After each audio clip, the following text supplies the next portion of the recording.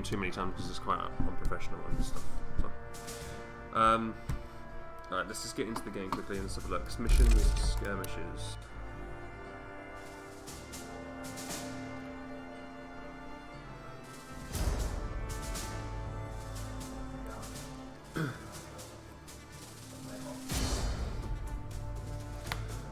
Right, here we go.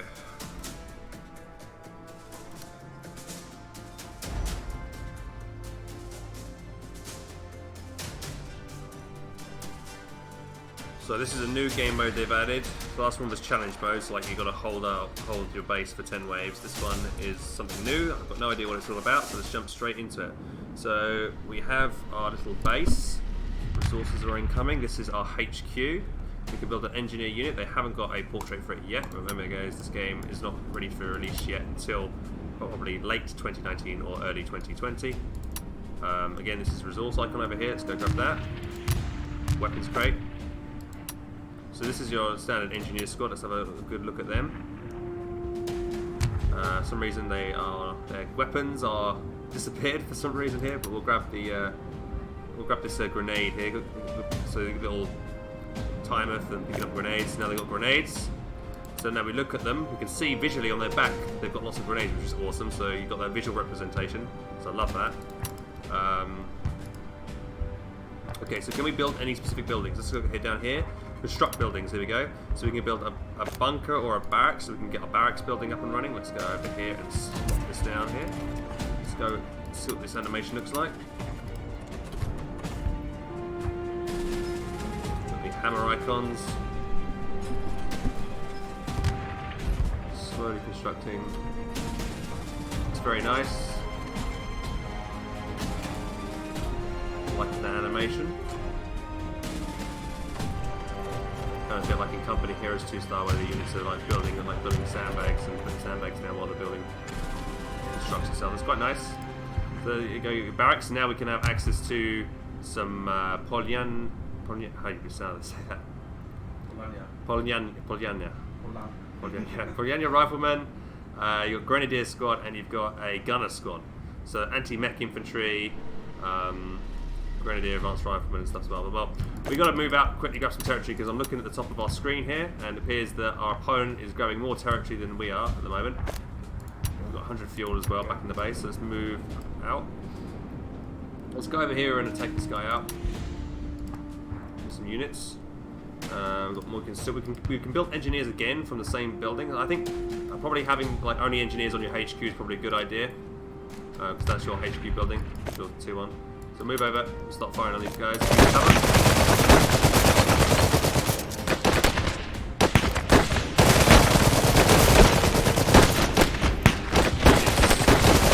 Hard cover here. Try to get this unit into this cover here. Move them over there. I'm not sure I'm liking the spacing. I wish you could, like in Company Heroes, you can get all your units bunched up together and they feel like they always want to be a little bit separated from each other. They've got little set distances away and I'm not a massive fan of that. I'd rather them all be able to bunch up together behind one piece of cover. That might, it might be seen as blobbing or whatever. He's lobbing a grenade. Try and avoid the grenade as quick as possible. A little bit slow to react there. Try and get these guys over here to play around the side. More grenades out. So there's one guy, he got stuck with the grenade and he couldn't run away from the grenade because he was stuck on his foot.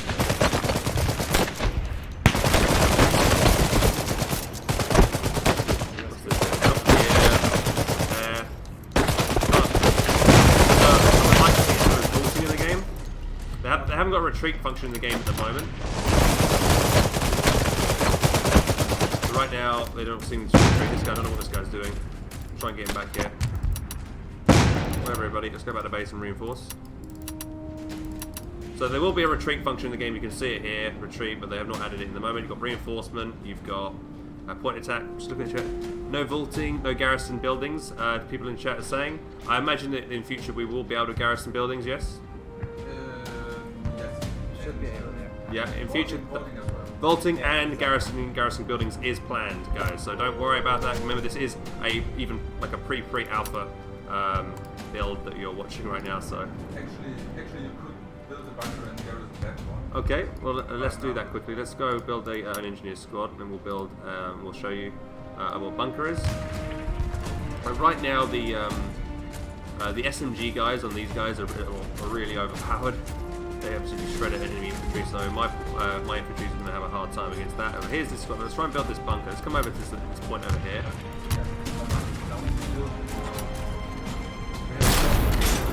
Oh, so you can't build bunkers outside your... Okay, so we can build a... Right, we need to get a So the enemy's attacking our base, but notice we haven't got any defences in our base.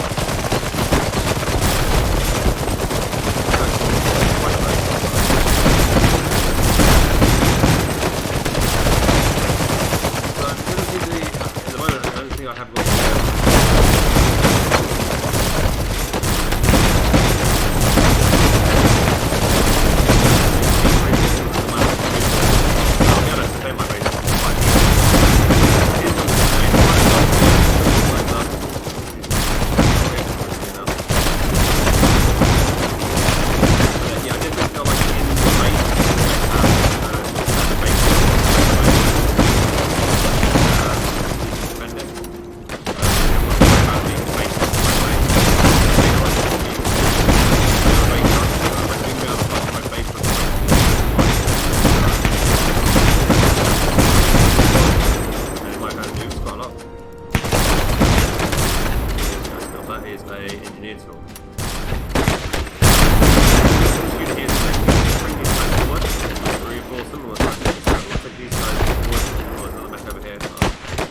See how effective the anti-mech infantry is against this line. People are saying that it's too loud, right? Yeah, by the way, I was just drawing the picture, but yeah, I'm Maximilian. Oh yeah. I'm one of the devs. I'm the lead designer for the game. So if you have any questions for the game, just write them in the chat. And yep, I'll try to do my best and play and reach out at the same time, guys.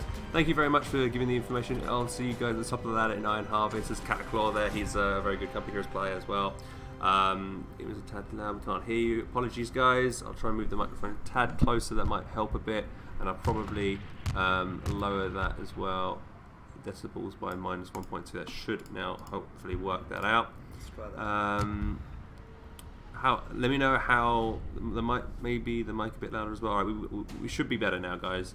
But yeah, if you've got any questions, feel free to ask. Max will hopefully give you, will feed the questions to me, and I'll try and answer as well. As many information as possible. So for some reason my UI is a bit. Oh, I lost. That's why. So primarily go to survive all 10 enemy waves. HQ survived the enemy HQ conquered. Yeah, this is still work in progress. Of course, this is made for the horde mode where you have the waves, but for the skirmish map, this is not applicable.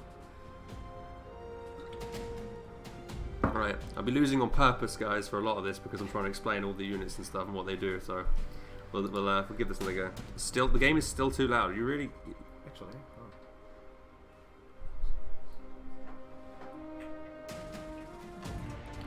Apparently, it's still too loud. Okay.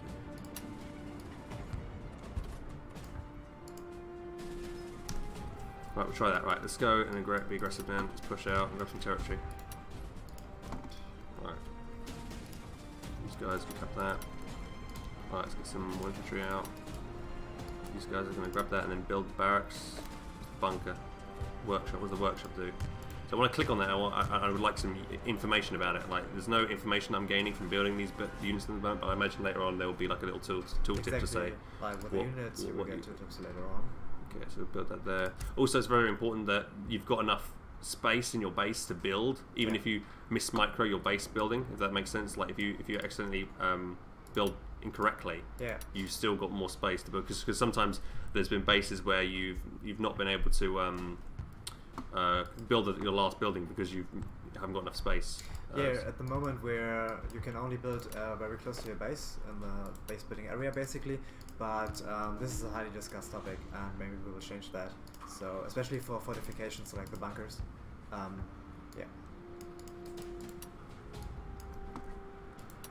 So let's move these out. So for multiplayer, I wouldn't recommend having free resources running around on the map like this at the moment, because you've got lots of free resources, because this could speed up the gameplay. What's going on over here?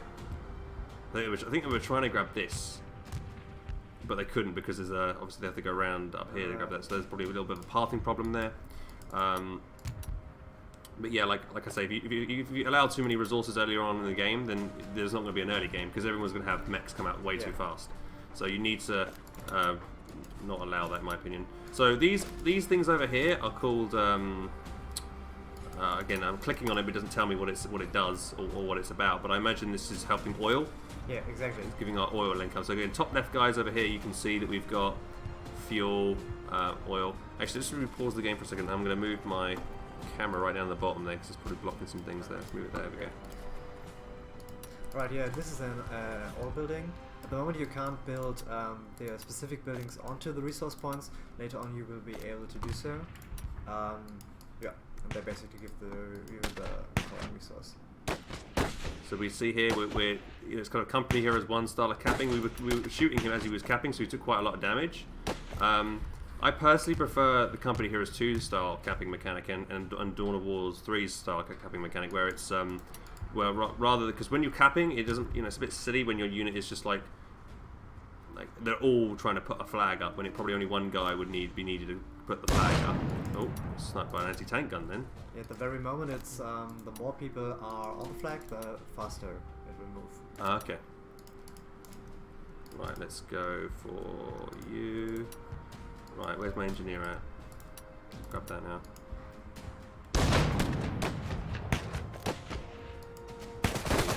We're using cover here.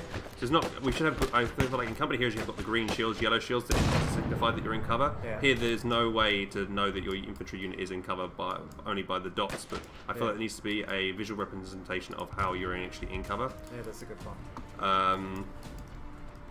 Let's retreat these guys back, and can I build a workshop? This is the thing I can get mechs from, right? So let's there we go.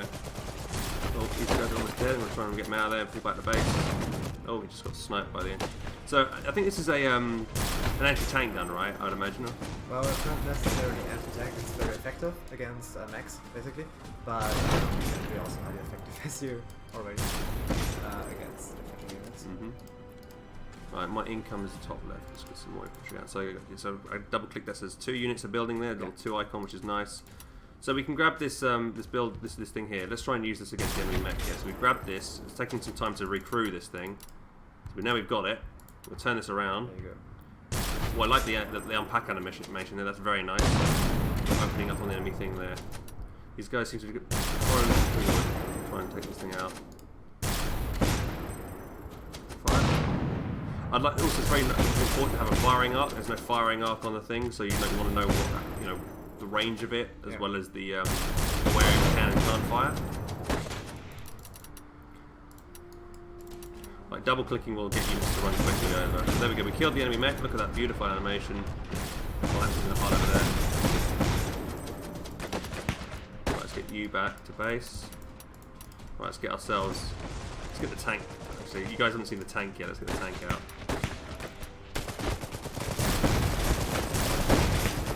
They're firing behind the sandbags. Again, sandbags should be finding cover. There's a grenade there. Run away. Not listening. About. Yeah, the positioning of units around cover I feel like needs to be a little bit better. I think, like more in terms of company heroes style. But there we go. We killed the enemy there. Let's grab that. We should be able to shoot these guys from the south bottom here. Grab him with that. See, because this guy's only 1-man squad, so I'm kind of curious to see how quickly he's going to cap this point compared to before. So you said that now he's going to cap it quite slowly, right? Right, let's reinforce these guys back up to full strength. Here we go. Here's our tank mech out. Let's move him forward over here. We need to get some grenades over here ourselves, I think. Move this artillery piece up here to start shooting. And these guys can go grab the middle point.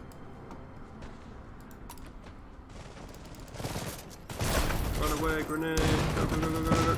Yes, okay. Right, we're going to try and get these guys back to base and heal up, hopefully. Oh, before they get killed. And we're going to go build ourselves the snap-on. So let's get the tank over here. Let's hope it fires on this. Currently the pathing and stuff isn't amazing at the moment, but Oh, look at the damage. He really closely did a load of damage with that anti-tank gun. That was very nice. Oh, but now this unit, because he, I think we'll just pause there for a second, guys. That unit, because he got 2 low men, he was forced off the thing. Okay, that makes sense. You have to have enough crew members to actually, use That's it. cool. I like that. So, and also, yeah, guys, unlike Company Heroes 2, when you put a unit onto a vehicle, it uses the whole unit up, but you can decrew the unit and have your old unit back, which is quite nice. So, we were currently talking about, you know, the difference between, you know, the code style of recrewing and Iron Harvester's style of recrewing. They both have their merits and their problems, but yeah, I think it's fine to possibly leave it like this. But yeah, I'm wondering though how different units recruiting certain things, would they be more efficient and more effective? So let's say if you recruit a anti-tank gun or field artillery piece with an elite squad, will they be a lot more proficient at using that compared to like a standard infantry? Is that something you're thinking? Yeah, at the very moment it's also a topic we're currently discussing about, but I think we're going for the solution that it will be a benefit if you have a veteran squad using something like that. However, it's not just that they are picking up the weapons, they actually change their stats. So a unit that picks up a grenade is not just an infantry unit with a grenade, it's actually a grenadier. So this must also be a change. Show my rear armor here. Oh, anti-tank gun took him out there. Look at that beautiful animation as he blows up. The turret flies off in the sky. They are planning to eventually let them have the Rex. I'm just trying to avoid this thing here. Come around here and start sniping. Right, so they're back up. So it's normally what you would do in Company Heroes, you can click all units and click reinforce. I've selected both these units, so I should be able to reinforce by just clicking that, and these guys reinforce. But I have to manually select these guys to reinforce them themselves. There you go. Got units back up. Right, let's rush this anti-tank very quickly. Let's get some more mechs out, more anti-guys.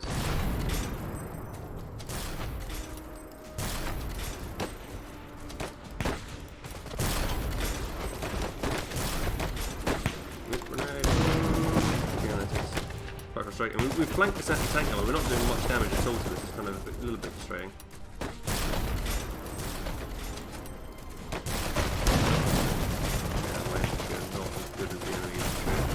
Got the enemy mech down there, flanking around, moving them over. And is there a reason why you've decided that we can only play this faction at the moment rather than the other guys? Yeah, actually right now the faction is not even a faction itself. It's just the mortar guy. He's not part of the Polonia army. He's so right now it's more of a mixed faction. It's basically because we don't have all units ready for play. Some are unbalanced, so use right now. Trying to move over here. It's very long to respawn. Yeah, it's very slow. He's ignoring the command. I'm trying to get him over here. He's wanting this to me. No, he's dead. Okay. So as you can see, guys, the game is a little bit buggy, but generally though, I think the animations and stuff are really good. There will be destruction animations as well. Obviously, that thing just disappeared when it died, but they have. I've seen it with my own eyes. They will have proper animations. Let's do a quick restart here and give this another go quickly. The game volume is way too loud compared to the microphone. Really, guys, I thought we'd fix that. Tell me. Alright, there you go. We're gonna minus 4.2 decibels now on that. Let me know. I've turned up the microphone. The microphone is on full volume. It should be.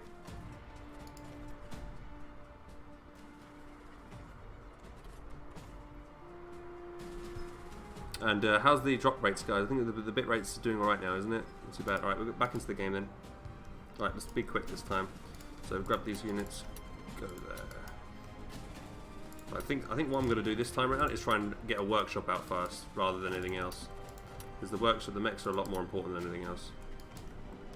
So we're going to grab these resources, grab this, the fuel.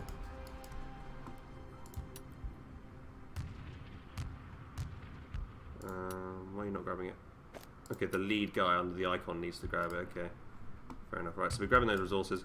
We're building another one of these guys, so go out and capture more territory faster. So you can see, like at the start of the game, these weapon crews are just there's one on either side of the map, which is kind of fine. I think this is fair because it's balanced. So it's a nice little weapon both sides can pick up and rush for if they wanted to. They can either go for it or not. It's fine. Go for it. Always try and get the resources on the map first before we go everything else. I wonder if the AI decides to pick up the resources. They don't seem to. They're just going around and grabbing the points. It appears to me that the AI is outproducing me a lot faster though. They've got an advantage. They grabbed that. Grab this. Right, let's get another engineer to build the base back at home. Upgrade it. You guys done that. Grab that. I want to see some more terrain destruction as well. You've got building destruction and stuff like that. All right, we'll try and show that off in a bit if we can, if the AI will let me and not ruin me. Right, can I? All right, building F. That looks like it's grayed out. Then it looks like I can't click it, but I can. Workshop. Let's build that up there. Construct this bad boy. Let's grab grenades. This little grenade icon. Alright, is there shift commands as well? I'm going to try shift that and then move over there. At the very moment it's not working, but later on definitely. Okay. It's a standard. Yeah, shift commands will be added later on. Right, let's move. Is there a way to plant mines and stuff at the moment? No. No. Okay. But there will be abilities of the engineers like that. Creating barbed wires, mines, maybe trenches. Right. Not sure.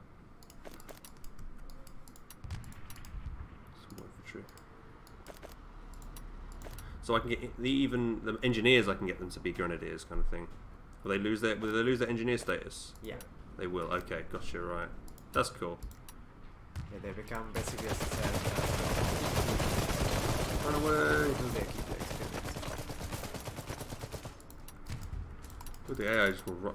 It seems they're a lot faster than me. Run away, dudes.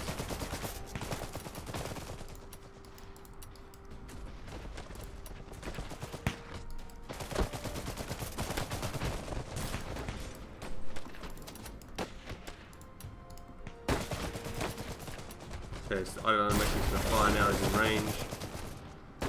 Bring you guys forward. Click on you, reinforce. What's that reinforce? Will be over here.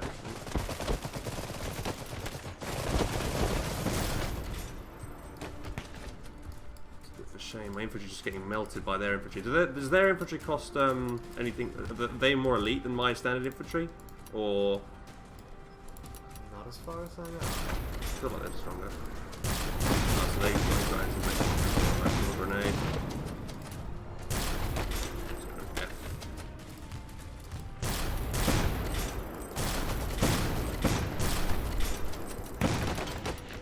Run away. You see there, he was prone and he was running up while he was prone. Why is he? Again, this mech decides to go really far forward. Like I didn't tell him to move forward. Then I told him to hit this other mech here. He's got his own plans and dreams. Right, let's get this guy out. Let's get a couple more of these guys out. Come on, infantry. Ooh, back. So even lobbing grenades at my base, how much damage does that do? Quite a lot actually. Grenades do quite a bit. Alright, we'll use this ability. This is the straight ability. Here we go. I'm not sure. The audio for this doesn't feel scary enough for me, I think. This feels a little bit tame, but I kind of want it to be something really dangerous. Oh yeah, someone's asking if the game will have German translation. As the creators are in Germany, yeah, we definitely have German translation. We are also discussing right now if we want to, that every fraction is speaking in their own language. So we translate in German and so on. Finally died. Alright, let's try and get this guy. Also notice the terrain destruction here, like the mech's trying to snipe me, the guys behind the wall here and there, using the cover behind the wall, not to do too much damage.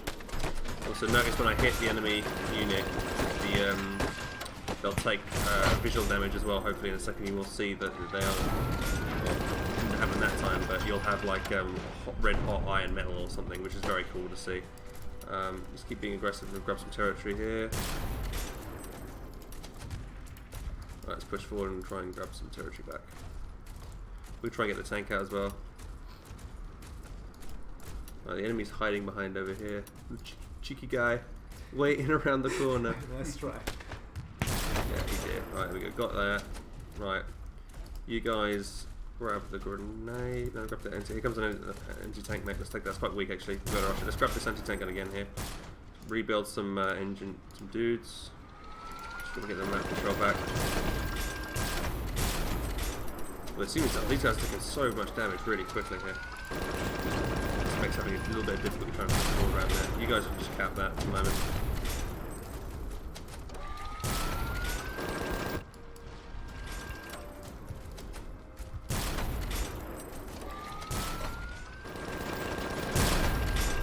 All the anti-tank guns rolling up. We can do the same. As you can see here, the big Gatling gun mech doesn't do too much damage. I'm trying to see if I can move around here and avoid this guy. Definitely more effective against infantry. I wonder if I can move up and strafe this thing here. The AI seems to be having a lot of difficulty trying to shoot these guys here. They're hitting the wall here rather than that, so they're trying to middle that. The strafe doesn't seem to be... So we've got a flank on this unit here, and we did a strafing ability here, but again, I feel like flanking this enemy unit, you need to be doing a lot more damage than right now. Alright, move you guys up. And I can't really see that up at the top there. We're losing our points quite rapidly, so we need to try and get some more infantry out to grab the territories very fast. If Italians get added, one of the best things about 19 plus and a 20 plus scenario is that we can add later on a lot of more factions. I don't know if there might be one of that. But there's definitely potential to enhance the experience later on. The game itself on release. Let's get a mortar dude out there, very good. It will Any damage to that unit there.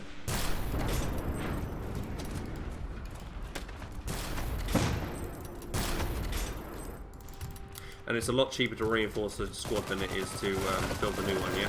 I'd imagine. Yeah. And for some reason, these anti-tank crews just do not want to die. Definitely. So much. Yeah, I guess he's maybe he's bugged, but we're looking towards that on your side. I think so. We can use R1, hopefully, turn him around, shoot that. The mortar guy to bombard that. Oh, look at that anti-tank shot. You can also see he's got red on the back. Is it possible to rotate the camera around? Yeah. Oh, there we go. There we go. Look at that. Alt key turn. Very nice. And then backspace. Right. Normally double tap backspace to reset the camera control. The home key, is it? Right.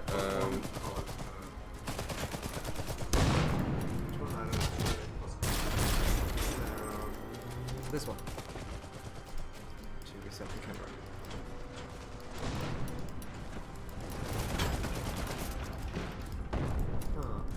And the defeat again.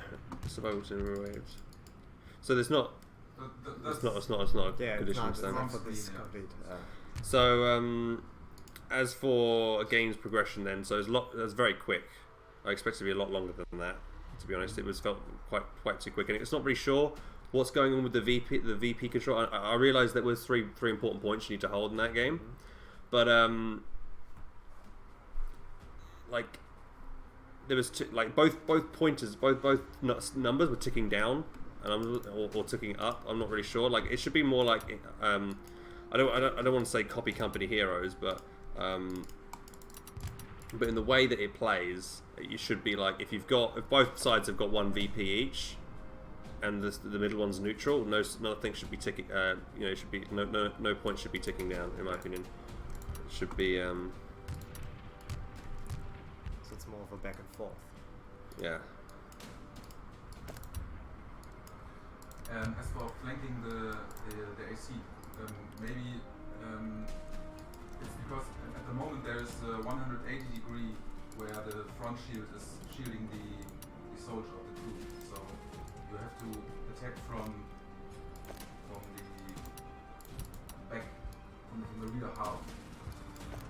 Okay.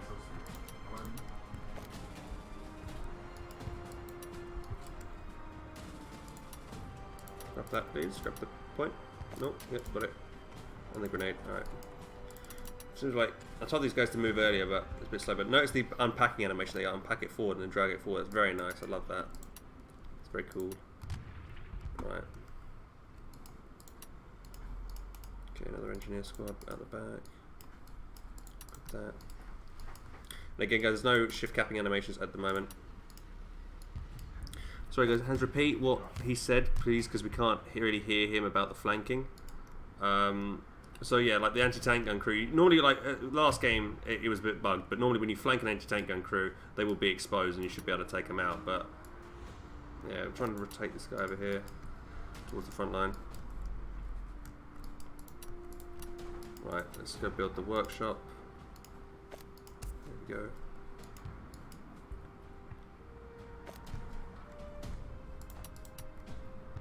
Ooh, I'm not looking at these guys, they go over there, grab that. Right, enemies over there, let's go kill them. Just decapping my point.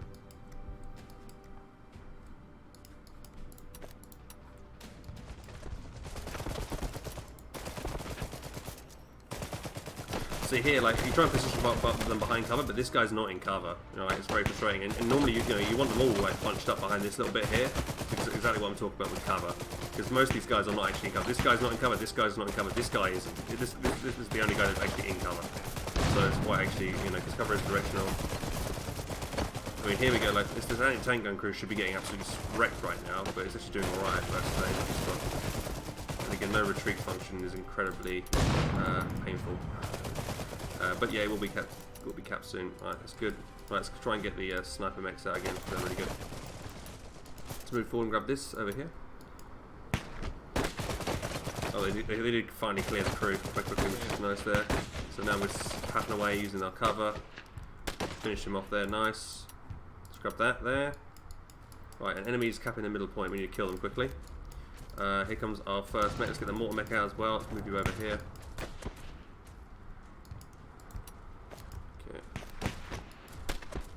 Right, we killed that. So we're going to try and get around here with this mech here. Oh, let's just snipe these guys.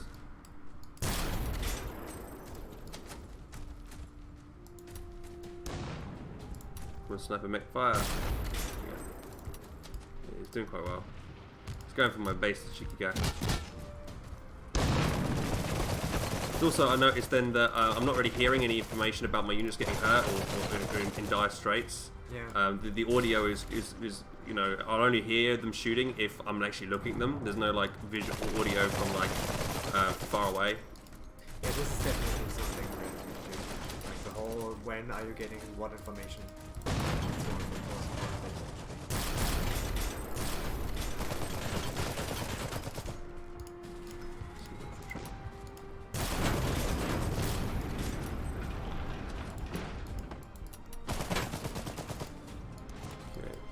Good.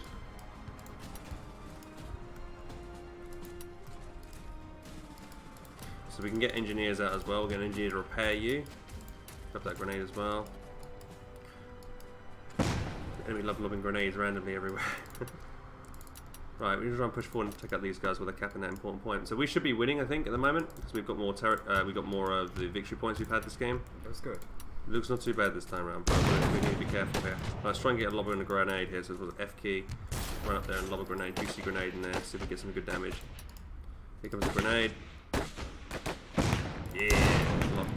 Though the grenade landed directly on top of this anti-tank gun crew and did no damage to them for some reason. So anti-tank gun crews do need looking at because they're not seeming to take any. Again, these guys, like I told them to attack and they went for the cover first before trying to attack. It's quite frustrating. Let's try another grenade here, try and take them out. Oh, here they go. They got off the crew finally. Oh god, they get swarms. Pull back. Alright, repair that. Let's get the tank mech out.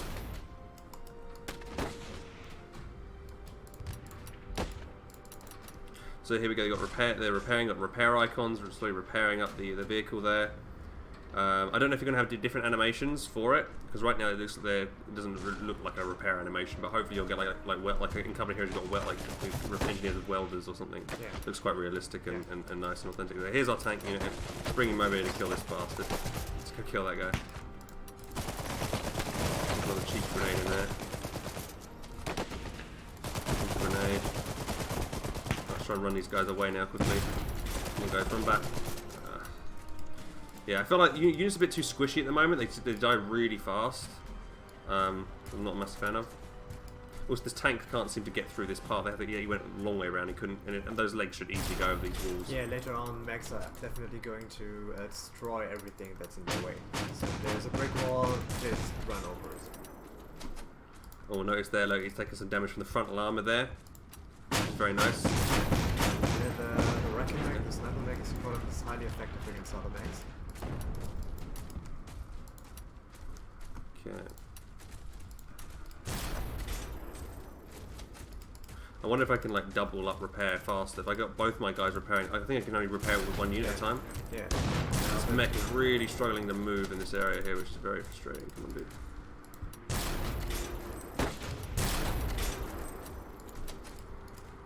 Alright.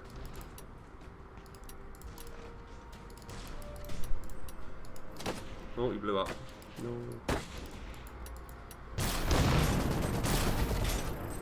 There also seems to be a lot of missing, and sometimes when units are firing and shooting. Yeah, we're currently working on the whole firing spread system. Also, I noticed that this guy was still stuck in repair animation after the unit had died. Once the unit had died, he still kept on repairing. Alright, we need more units. Where's my manpower income? So, again, these points, capping these points is I'm not really sure like how much I'm getting per minute. There's no indication. I get 7 fuel there, right? But I guess these points, where am I getting my manpower from? Is not really clear for me. I need again, the mini map needs a lot of work. There needs to be a lot more information there, I think. Yeah, at the very moment, the manpower is fixed for the map, but we are currently discussing if we make it based on your victory points. Is there any reason I can't reinforce this squad right now? Yeah, I should be able to reinforce that squad, but I can't. It's only possible in the barracks right now to reinforce grenadiers. Ah, is it? Okay, yeah. so I need. Yeah.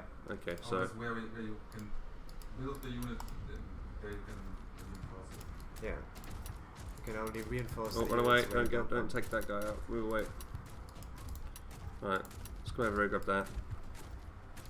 Get the infantry to rush that guy. Oh, they're coming in. These guys, they run really fast as well. These guys, I think that the speed of these guys needs to be slowed down because they're like SMG guys.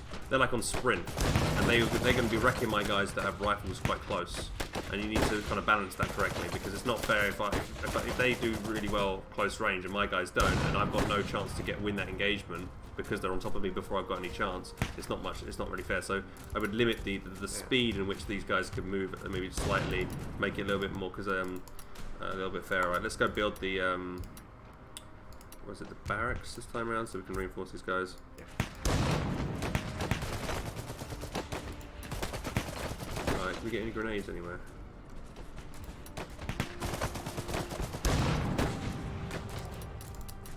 Right, let's rush this guy quick. So we've flanked this anti-tanker now. This is quite effective actually. So now we've flanked him, shoot.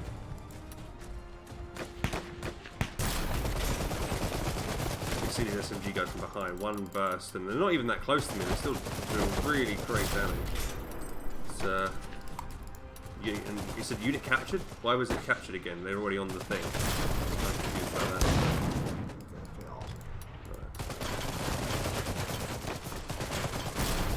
Right. I think he's still shooting the weapon as well. I think you can see the health of the weapon there, which is nice. You can see it's almost about to get blown up and destroyed. Right, we can reinforce these guys now. There we go. Back up to full strength. Right, let's get some more infantry. Because we're lacking that. Let's grab that. Right, where's my repair dudes? Let's get you to repair my mech. And the devs have also said they will be adding veterancy at some point, yeah? Yeah. So all units will have veterancy.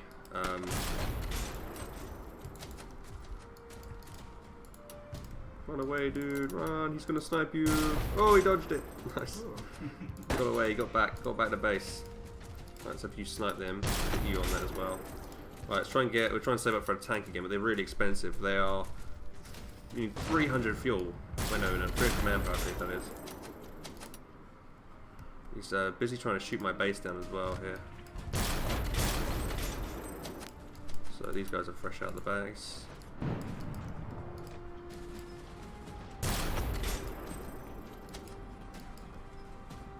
Okay, let's not do that. So we're going to decrease these guys. They've got up the gun. We're going to try and go to the middle point because we're losing. We need to grab that back quickly. So if that marker gets all the way down to yellow, does that mean I lose? Yeah. I'm looking at the VP. Okay. It's not. I don't think that's very clear up here at all. I don't know what does that yellow line mean. I'm not sure. What does this mean here? I need some more information about that.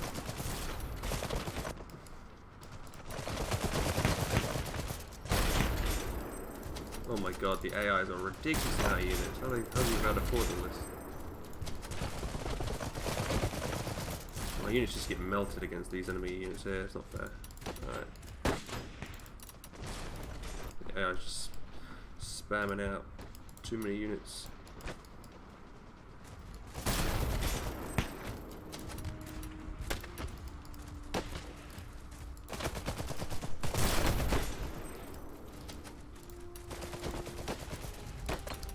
I really want to move them there. Use.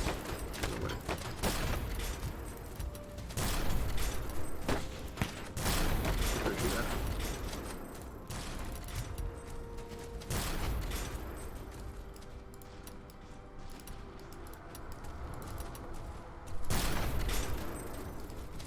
Okay. So if I'm moving back here, and these guys will follow. Oh, I lost again. Oh well. Yeah, I feel like the yeah. So I feel like I'm having so much difficulty here because I feel like my infantry is just getting outclassed at every turn against their infantry, just getting really easily destroyed. Yeah. So I think the enemy SMGs need to be turned down a bit, and I just feel like it's just too quick. And again, like I say, the top right at the top, it's just yeah, it's not clear. I'm not sure what's going on with the V. Yeah. I feel like it is a VP game, and you need those 3 territory sectors. But the bar going down and going up is a bit weird. I feel like it should be just like, you know, kind of with Co. It's very simple. You see like 2 tickers, and when they go down to 0, you lose. And I think they probably should be something a bit simple like that, in my opinion. Yeah. Right.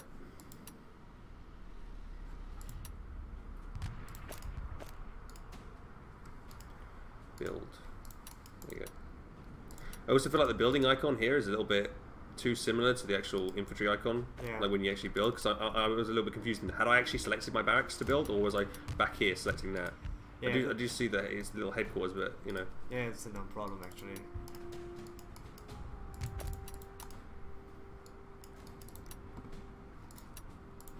Alright, we're going to try and focus around grabbing more territory here.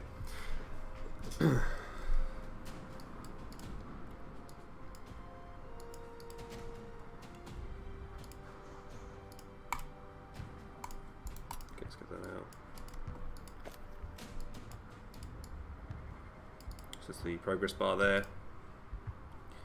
Grabbing that. Alright, they've done flag captured. That's not. I like the UI for that. Grab this again. Grab the grenades. Will you be allowing people to build cover as well? Like you can build some sandbags and units can get around that. Yeah, definitely. Kind of Later thing. on, the engineers will do that. And yeah.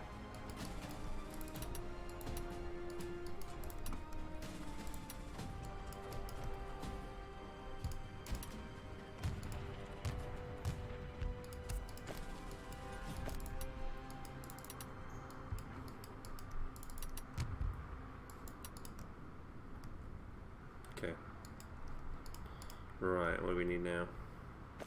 There you go, there's a little bit of a building animation there for the building getting constructed.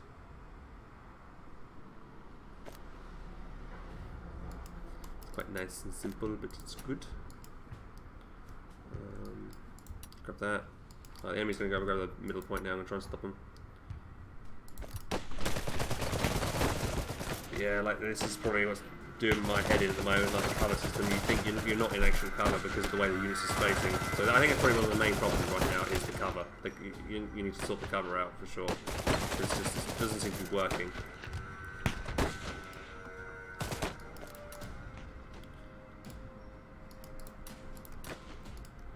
Yeah, and I definitely think these sniper mechs are probably too cost effective, I think. So this guy's just taking engagement, pull him back. Alright, try and play to win now this time. Let's see.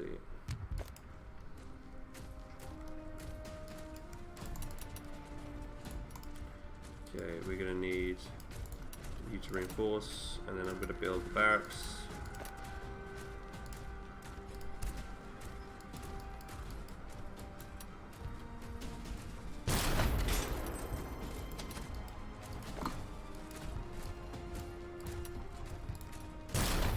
These guys are upgrading anti-tank weaponry. You shoot them. You guys are done. Come over here. They're coming over here now. Shoot out. Okay, got it. Enemy tank down. Enemy sniper mech down. Grenade.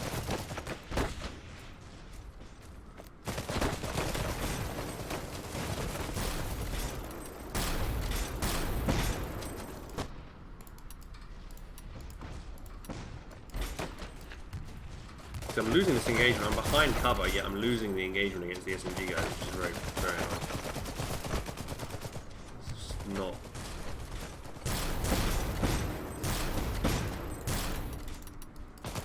Yeah. It's just not balanced at the moment, but what are we gonna do?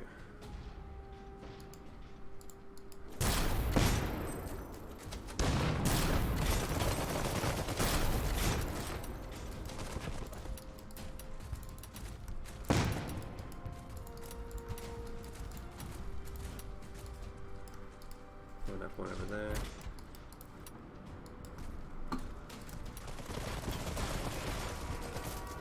Oh, these guys are dying really quickly. What's going on there? No way.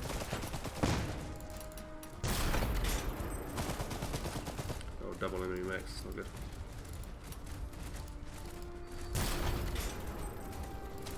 Looks like he's chasing this thing all the way back to base as well. He wants to kill that.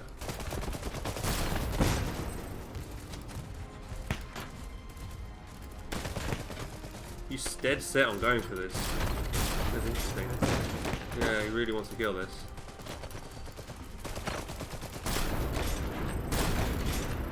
Alright, we'll try and use this unit in the back now. Shoot in the back.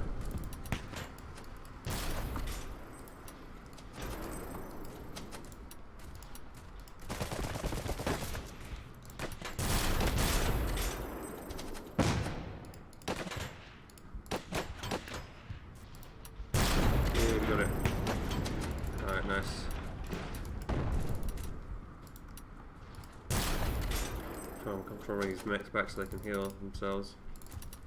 Keep them alive. Let's get the tank out as well. Actually, it's probably not a good idea. This enemy is spamming these sniper mechs. I think we should make more sniper mechs because they're just so strong. Let's switch from with these guys. Right, you guys repair that.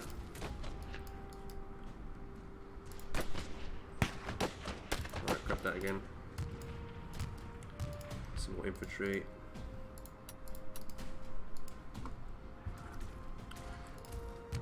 Probably cancel that actually, because we probably need more infantry. But yeah, repairing those guys up to full strength. It takes so long to cap territories as well. By the time I'm capping the point, I'm already dead. Look, that's how I probably lose the game. The enemy's just outproducing me, so I can't never cap a point because they're just defending it all the time. Right, stop hitting that guy. Repair that guy instead. Right, move him out. Go, go, go, go. These guys I'm retreating back like I told them to. Listening. Right. What's he doing over there? And I told those engineers to repair them. Just ignoring me. Oh, that's right. What's going on over here? Oh shit. Oh no, no, no, go away, go away. Run back, run back. Oh, he's dead.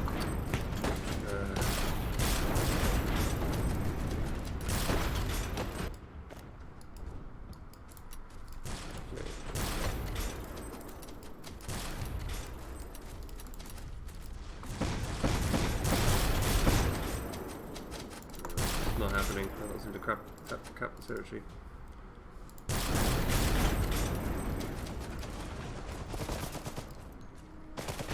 Oh, go away! Just too many enemies. You can't cap anything.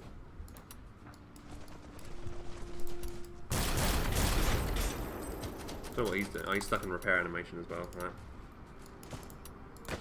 And again, I'm behind cover. I'm still losing these engagements. Oh, okay. I need to stop thinking about this. It's gonna annoy me.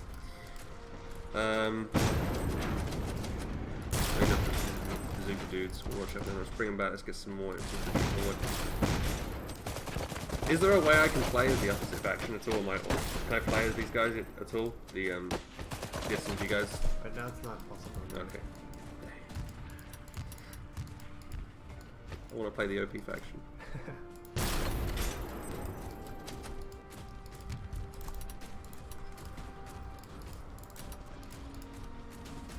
You know, I'm stripped of resources. My opponent keeps making stuff. I know he's got bad map control on me, just about, not much. Again, look, I'm trying to capture a territory point. He's just constantly attacking me.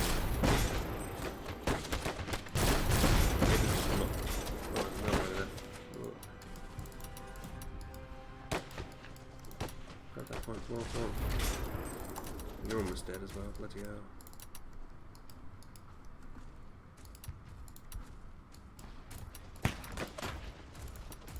Pick that up. That's an entertaining thing. Grab that. Come on. Grab it. Oh.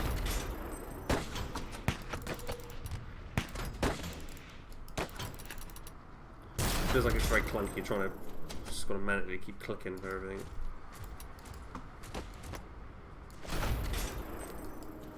I'm just gonna have to sacrifice this unit to get the cap here.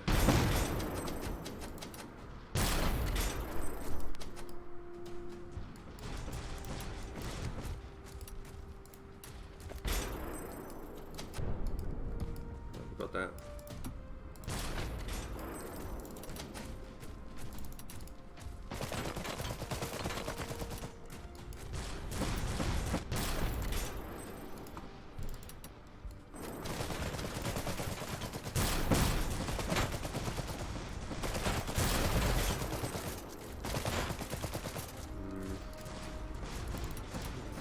Check them out. Again, the way the base buildings are built is stopping my infantry from, this vehicle can't really get an angle around here. So it's very important to watch out for the infantry movement here in the angle.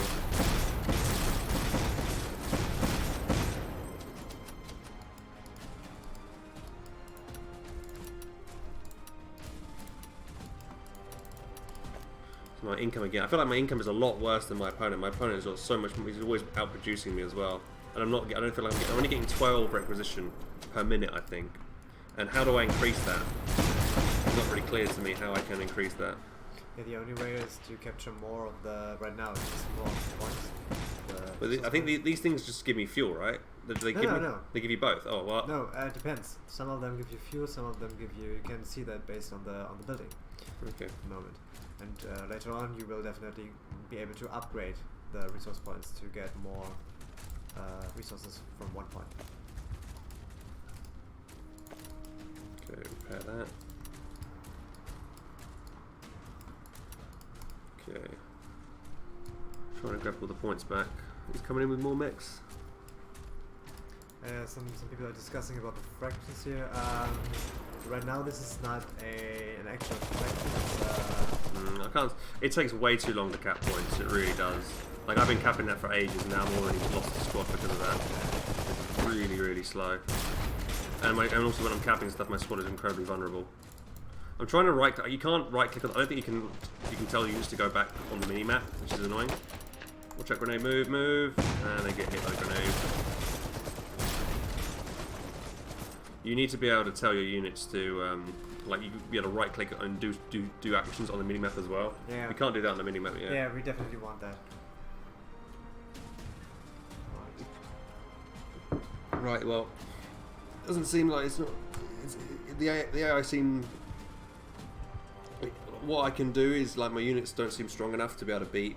I feel like it's just a balance thing right now. Yeah, the SMG definitely. guys are just destroying me, and as well as, like, they're just, I can't get enough units out to be able to kill them. And it doesn't matter how quickly and how good I micro, because the units don't seem to respond that quickly, Yeah. and it's kind of clunky. I'm just eating grenades because they're just not responding. Yeah. See, chat, how many factions will there be? There will be 3 factions, I believe. There's going to be Exactly. Ruspia, Apollyonia, and The Saxony. Saxony is the other one, yeah. And So there might come additional factions once the game is released. as a free DLC or in expansions later on. Yeah, I'll tab here and just read some of the retreat. Yeah, retreat button. They have got a retreat button in there, but it's just not working at the moment, so you can't retreat at the moment. It will definitely come. No worries. Very early alpha. I think they're going to fix an update. Yeah. So basically, the number one gripe I have at the moment with the game is just the unit positioning and the clunkiness of it. It does like trying to position my units around cover. It just would piss off a lot of you guys that play Company Heroes at the moment, to be frank. So I'm hoping that they'll be able to allow units to definitely look at Company Heroes and see how they how it feels to position units in cover there compared to this game. And you'll feel that they feel a lot more tighter, a lot more packed, a lot more responsive. Here they just spread out wherever they feel like, and it's just like, oh, there's three of the guys are sticking out the side, and they're not actually in cover. There's no clear indication of which actual model is in cover as well. So it'd be nice to see if each model is actually benefiting from cover. Yeah, right now this is a very early alpha, and these are exactly the things that we're publishing right now in the next 3 weeks. So the feedback is very helpful. Oh, I'm also zooming in. There, I think like graphically wise, like the game looks beautiful. Like I can't fault the graphics look nice. I mean, like what kind of so you're gonna have like, lots of different types of maps as well. Like when it comes to the game and the graphic model. So it's gonna be like city maps, urban maps, rural maps.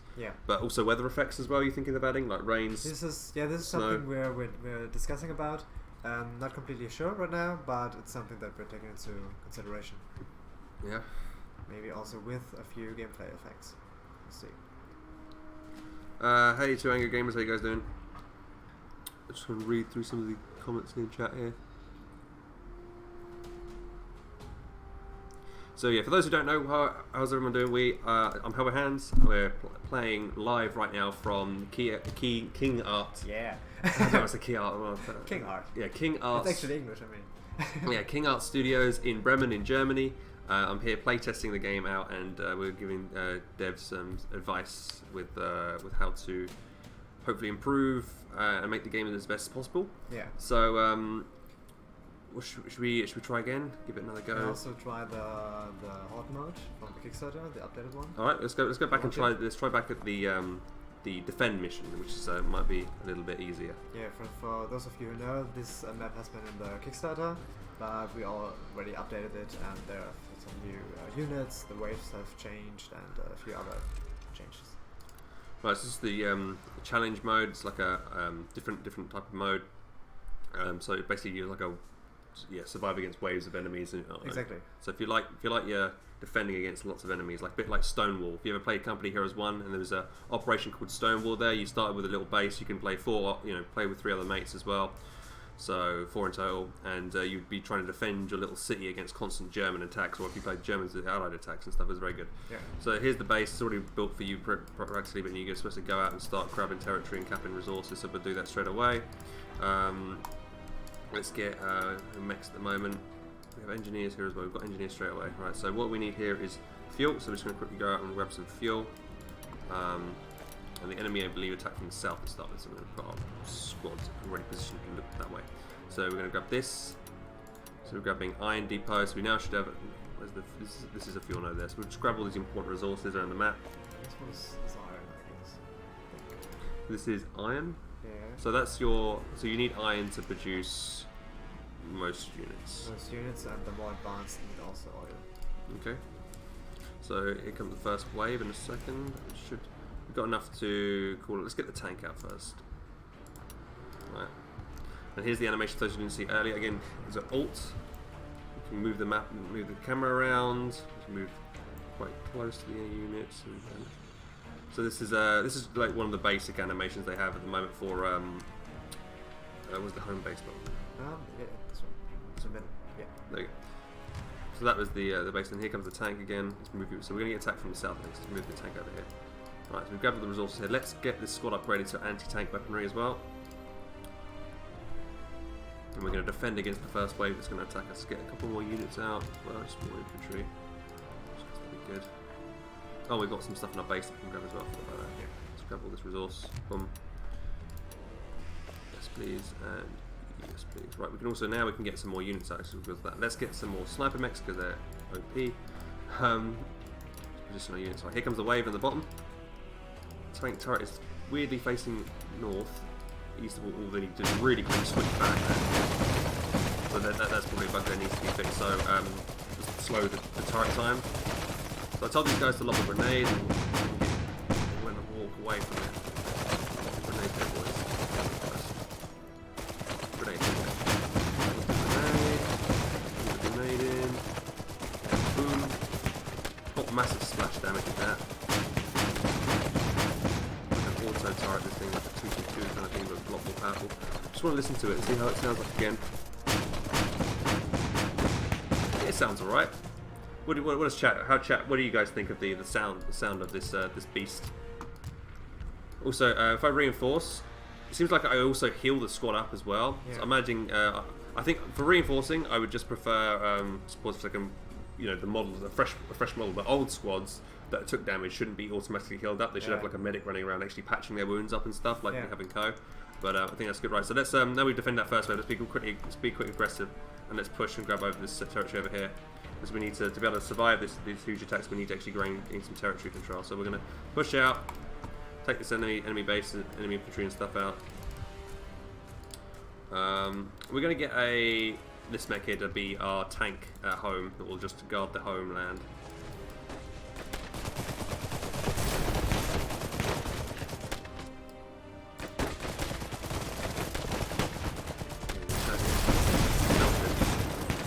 Run back. And it seems there's not really not much cover in bushes. Like, are you going to add so right now you got heavy cover, right? But are you going to add anything else, like light cover and that kind of thing? It will be medium and heavy cover basically. This guy decided to run off and fight on his own. What's he doing? Alright, there's another technical.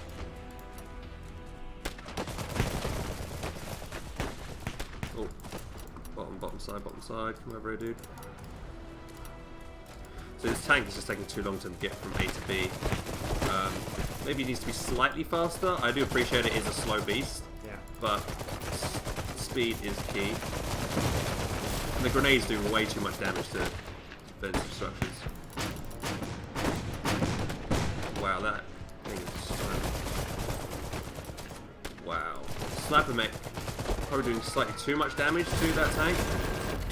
Yeah, it's killed it in a one-on-one fight. Let me just see the difference in cost here. 200, 300.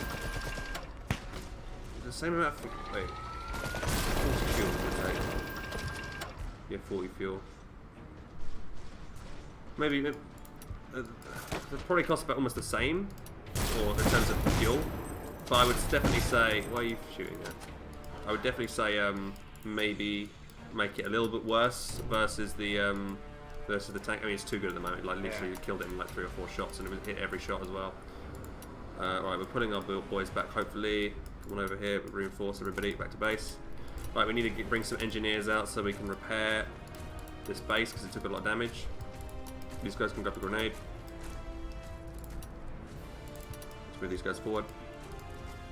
Also, because the fact that that tank is so slow, like, why would I ever choose that when I can have something a lot faster, a lot more mobile, and does a lot more damage in the amount of time? Because this thing is a sniping unit. It's, you can keep kiting back with it. It's quite nice.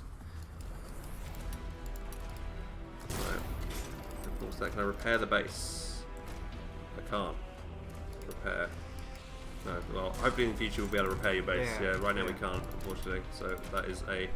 Although in this mode you cannot build structures. Once you lost your directs, they're gone. Okay, gotcha. It's a special mission.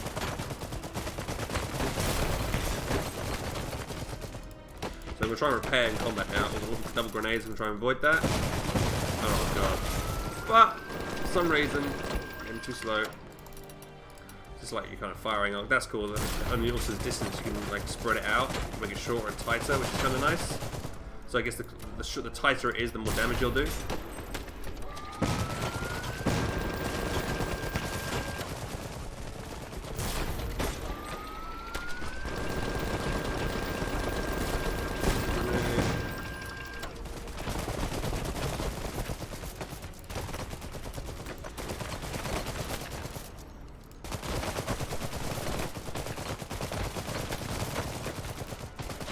grenade. Move, move, move! Yeah, the reinforcements, they come from a weird angle. So they should probably try and... when reinforcing, they should come from the shortest angle. They seem to come from like over here, and they're reinforced, rather than out like the closest side to them. Mechs are in trouble here. Here comes a lumbering beast. I need my sniper mech over here. Get over here, bro. Let's get some more of these guys. These guys are good. Well, you can stop repairing that. You go grab all the resources over here. So we're going to sit. This squad's going to sit in cover and just tank for us and this sort of thing. Let's just turn the camera around here and appreciate. Look at that. He's shot in the side there, and he's got a specific like hot metal dent, as it were, like a big kind of thing. That's very cool. I love that kind of animation. If my mech hits from the front, you'll get the same kind of thing as well. I'll try and move over here and attack it from another angle. There you go. Look at that. So it's got that damage there as well now on the front, hot metal. Same thing there. So you can see like nice beaten up damage. Very, very nice. We can reinforce there. Fight. Where the hell are you guys? So, units in this game have a funny tendency to wander off on their own. That's their character, right? Yeah. Probably gonna end up getting killed now. Right, let's get some more.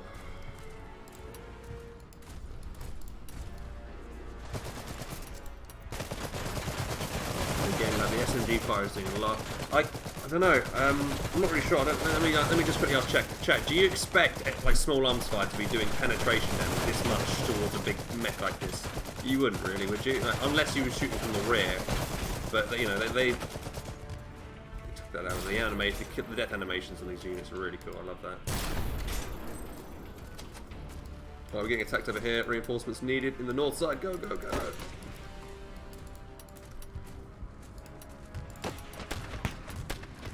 Oh, I keep pulling grenade. I'm going to blow up in a minute. Grenade.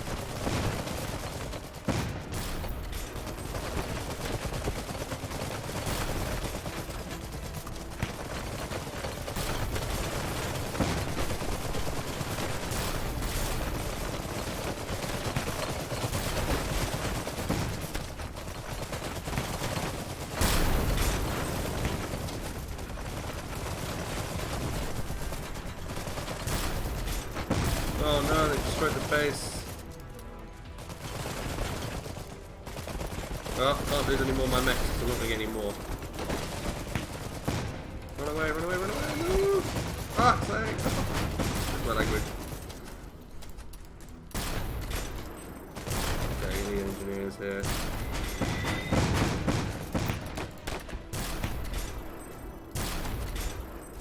Oh, here comes. Okay.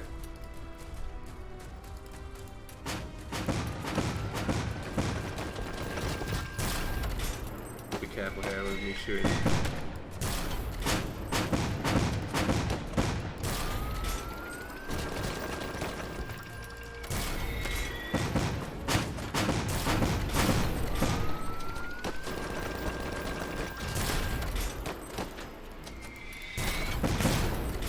We'll go over here. Let's take the healthy one out to go kill you. Alright, let's keep grabbing territory. Should be okay, hopefully. Oh, don't go forward. Why did you guys go forward?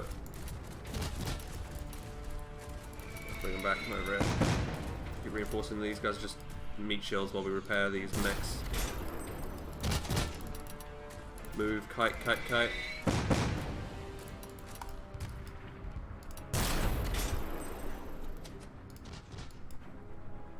Okay.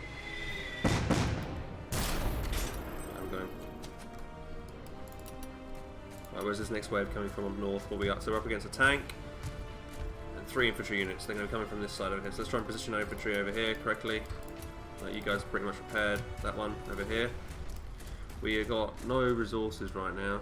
Manpower, again, manpower is just taking so long. Sorry, iron is taking so long to get. It feels really slow. That needs to be a lot. Like, you normally expect this to be like 240 plus per minute or something like the company heroes. Yeah. And we're going to have to retreat here because these guys are going to rush us.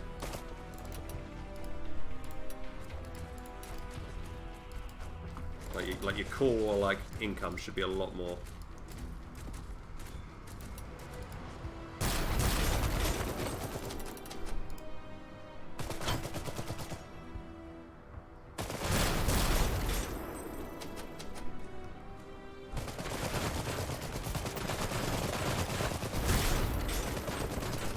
Grenade, move. Yeah, we managed to dodge it in. These guys are kind of nice and agile.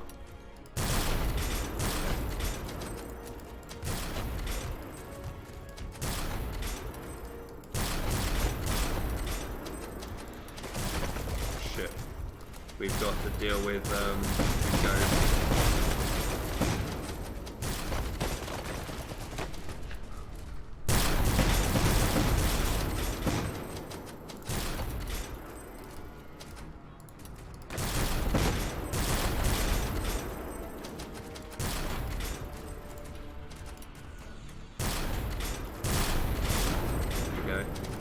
So I can immediately see in multiplayer, everyone's going to be using these sniper mechs straight from the back because they just, you know, they're cost effective. They take down units from really far away. They will smash up even this tank here. This tank is sorry,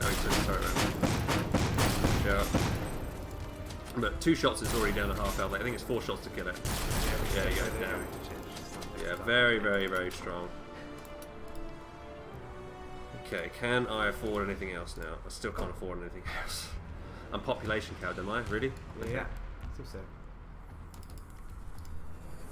Alright.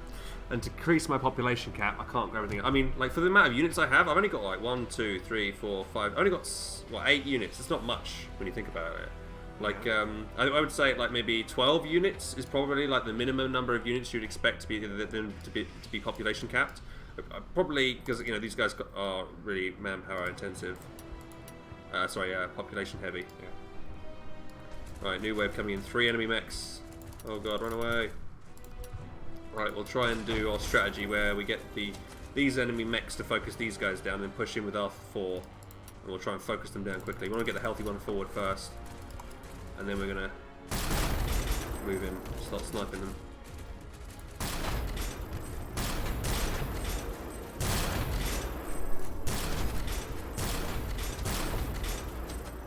The battle of the sniper mechs.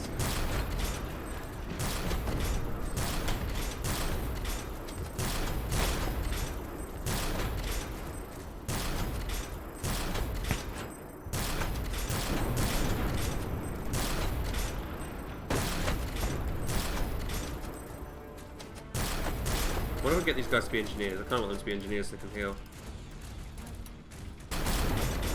Lovely jubbly. Look at the wrecks in the field there, it looks good. Right, running you back. Right, 60 seconds to the next wave. What are they still firing at? I guess they must think it's still alive. Yeah, kind of. Okay, no worries. Alright, let's pull back to our base. We'll get attacked again probably from another angle. We need to make sure we're defending it well.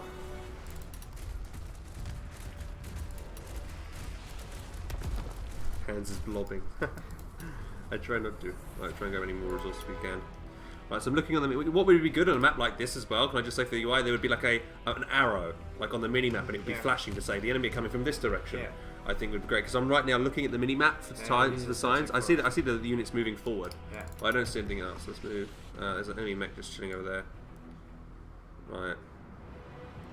But yeah, I'm scared to be aggressive now, because I need to stay at home and protect my base, but I also need to repair. Repair's taking quite a while as well. We'd like it a little bit faster. And also with veterancy come through, you know, it should be able to repair faster. Right, they're attacking the south side. Right, let's get our units over quick. What is it? Oh, it should be alright. Right, he's got more though, so I'm going to try and spread these units out a little bit.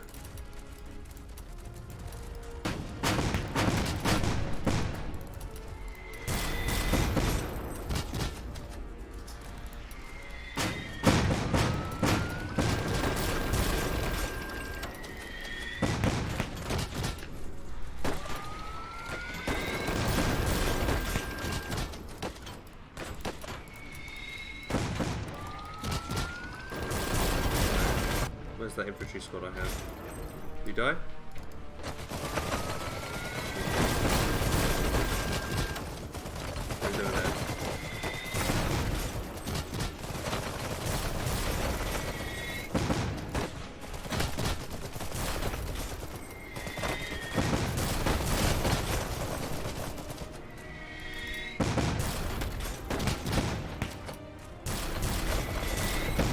Also, it's nice to see different animations. For like, they have the same shooting animation. I mean, it looks cool and everything, but it would be nice to see a little bit of a difference. Yeah. If there's like I'm just thinking, you know, just for variety's sake, could be nice.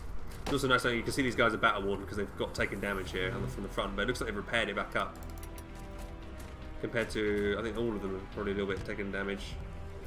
This one. Yeah, this one here is not taking any damage from enemy fire, like enemy mech armor. So it looks kind of healthy from the front. But these guys have taken damage, but it looks like they've repaired it back up. But they've repaired it to a state where it's just kind of black on the side there. It's kind of cool. I like that. Right. So what wave are we on now? I don't know. I'm not really keeping track.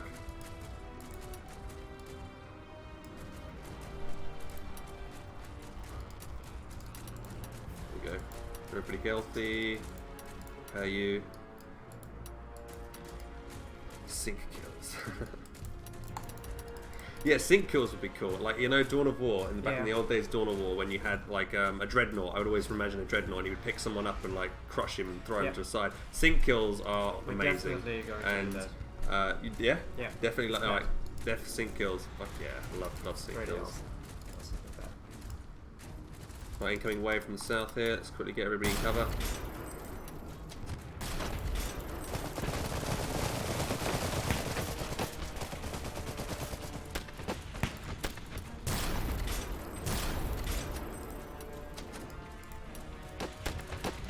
Floating it over now. See, as I'm floating quite a lot of resources now, I would like to be able to build more. I know this is pre-uploading, but like I'd like to be able to build more defenses and stuff. Like in a game mode like this, I'd like to be able to build bunkers now. Since I've reached my population cap, I'd like to be able to build more.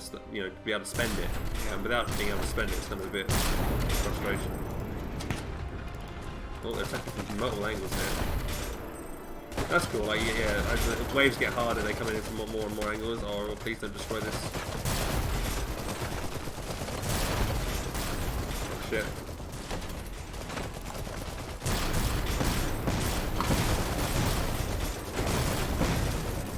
Oh no, one of my mechs went down.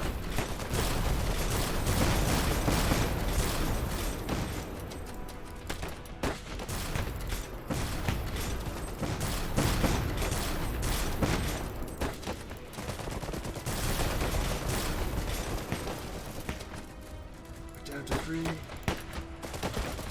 Move!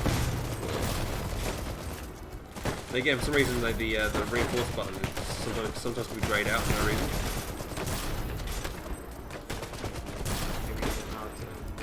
Now it's working, yeah.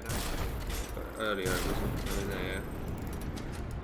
Pretty sure I got resources for it, right? So now we can probably build some more units as we lost. Yeah. Let's get the anti-mech unit out. Right. Let's grab that. We've got some time, hopefully.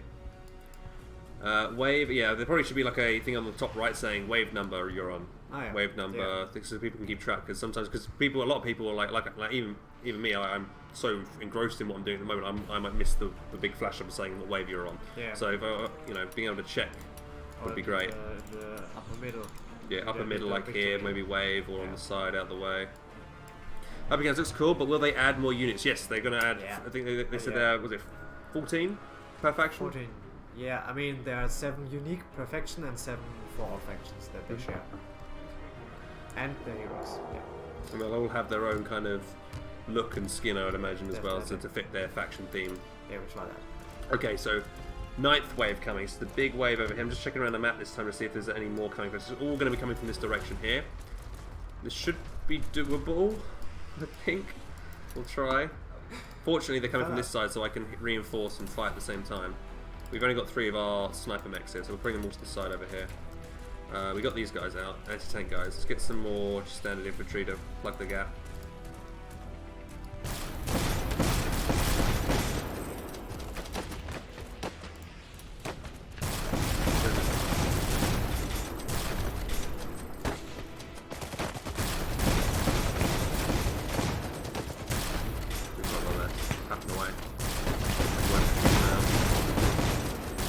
Grenade. I want to see how much damage this grenade does. Didn't do much damage, to be honest. I guess there's the cover that helps us out then. It's still quite nice. Right, here comes. Right, we're going to push in here quick and try and take out the tank before it gets too close. I'm going to take a shot. we're going to kite back quickly, we're going to get mortared. We've got to really watch out for that, that's dangerous.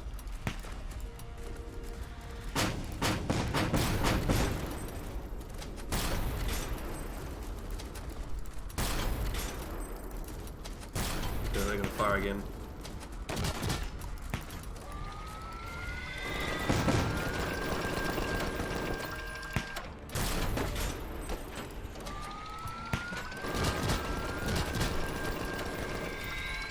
Ooh. Damage.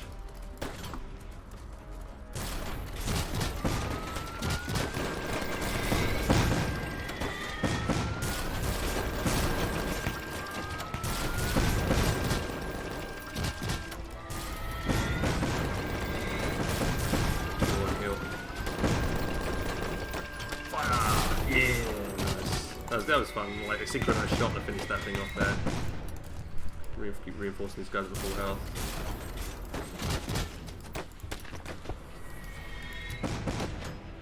This is like a Grenadier mortar, guys, moving around. I really love how close you can get to the combat as well. It's really like you can get really close up to the combat, you know. And it doesn't feel like you get any frame drops. And also, guys, I just want to say the game run feels like it runs really smoothly. I don't feel like any FPS drop at all. Feels quite nice. Right, it's the last wave incoming. They're coming from multiple angles. This is going to be hard. I wish there was a little bit more time to prepare between waves as well. Just a little bit more. Just feels like they're attacking way too quickly. Let's do the very quick. What we're going to try and do here is we're going to try and hold off on this side as quickly as possible. You guys come here, repair that.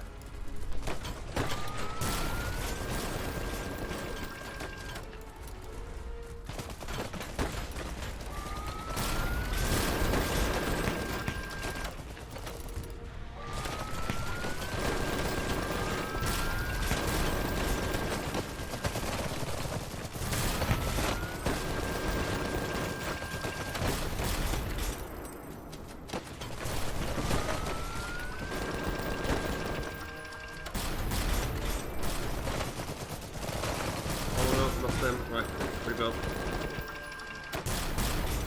Okay, right, ready, switch side. Over the other side. Go, go, go, go. Defend the base. If I lose my base, is that game over? Yeah. Okay. Roger that. Yeah. Oh shit, I think I did friendly fire then to my own base. Yeah, Okay, that's not good. Okay, so it's friendly fire, chat. Watch out for that.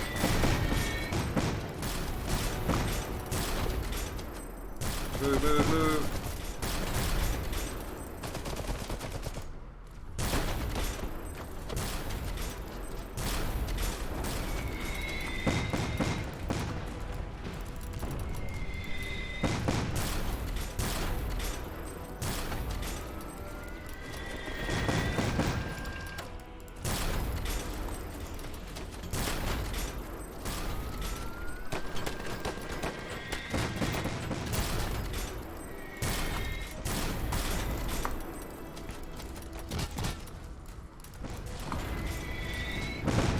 Oh, so the AoE on that mortar spread is too much, I think. I feel like I dodged that.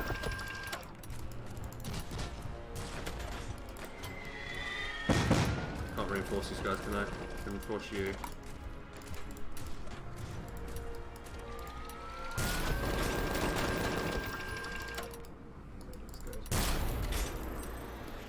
I think we're okay. Just love a grenade. Fire in the hole. Oh, we got it.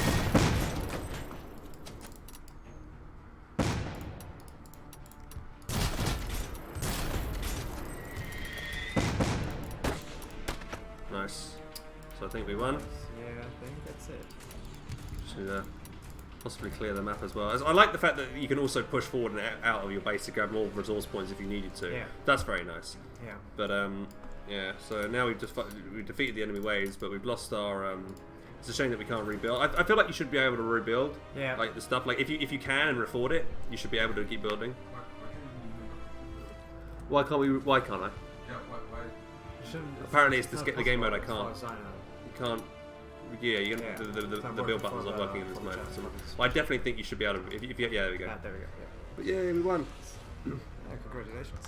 Yeah, and then there's a secondary goal that you could do. So like that would be cool if you had like an achievement. So if you managed to do all this and then also kill the enemy HQ on the map, that'd be really good. Yeah, you get like this a is extra definitely thing. the plan, that we're going to have like multiple goals for each mission based the campaign and the challenge maps, so that pro players or more engaged players can have additional goals and achievements for that and unlocks.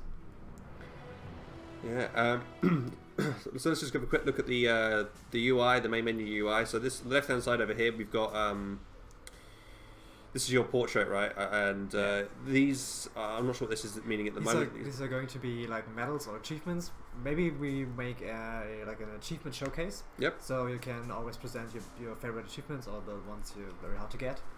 You can level up. Unlock new frames, unlock new pictures, new profiles, new titles. That's cool. Yeah. Yeah, I definitely think you know, having like being a Company Heroes 2 guy, I'll just go back to that again. Company Heroes did had sorry, one sec.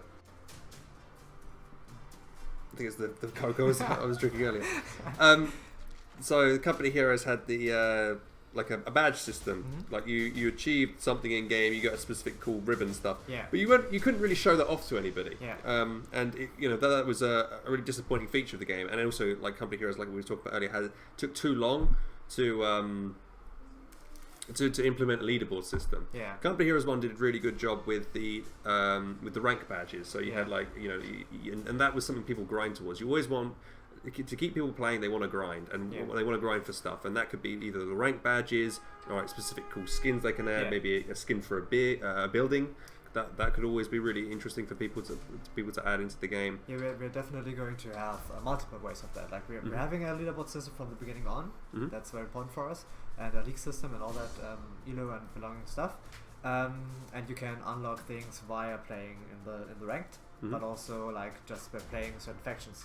Like if you can imagine StarCraft, for example, if you play a lot of Zerg, then you unlock certain skins for Zerg. Maybe unit skins, we're discussing that right now, but definitely something like the portrait.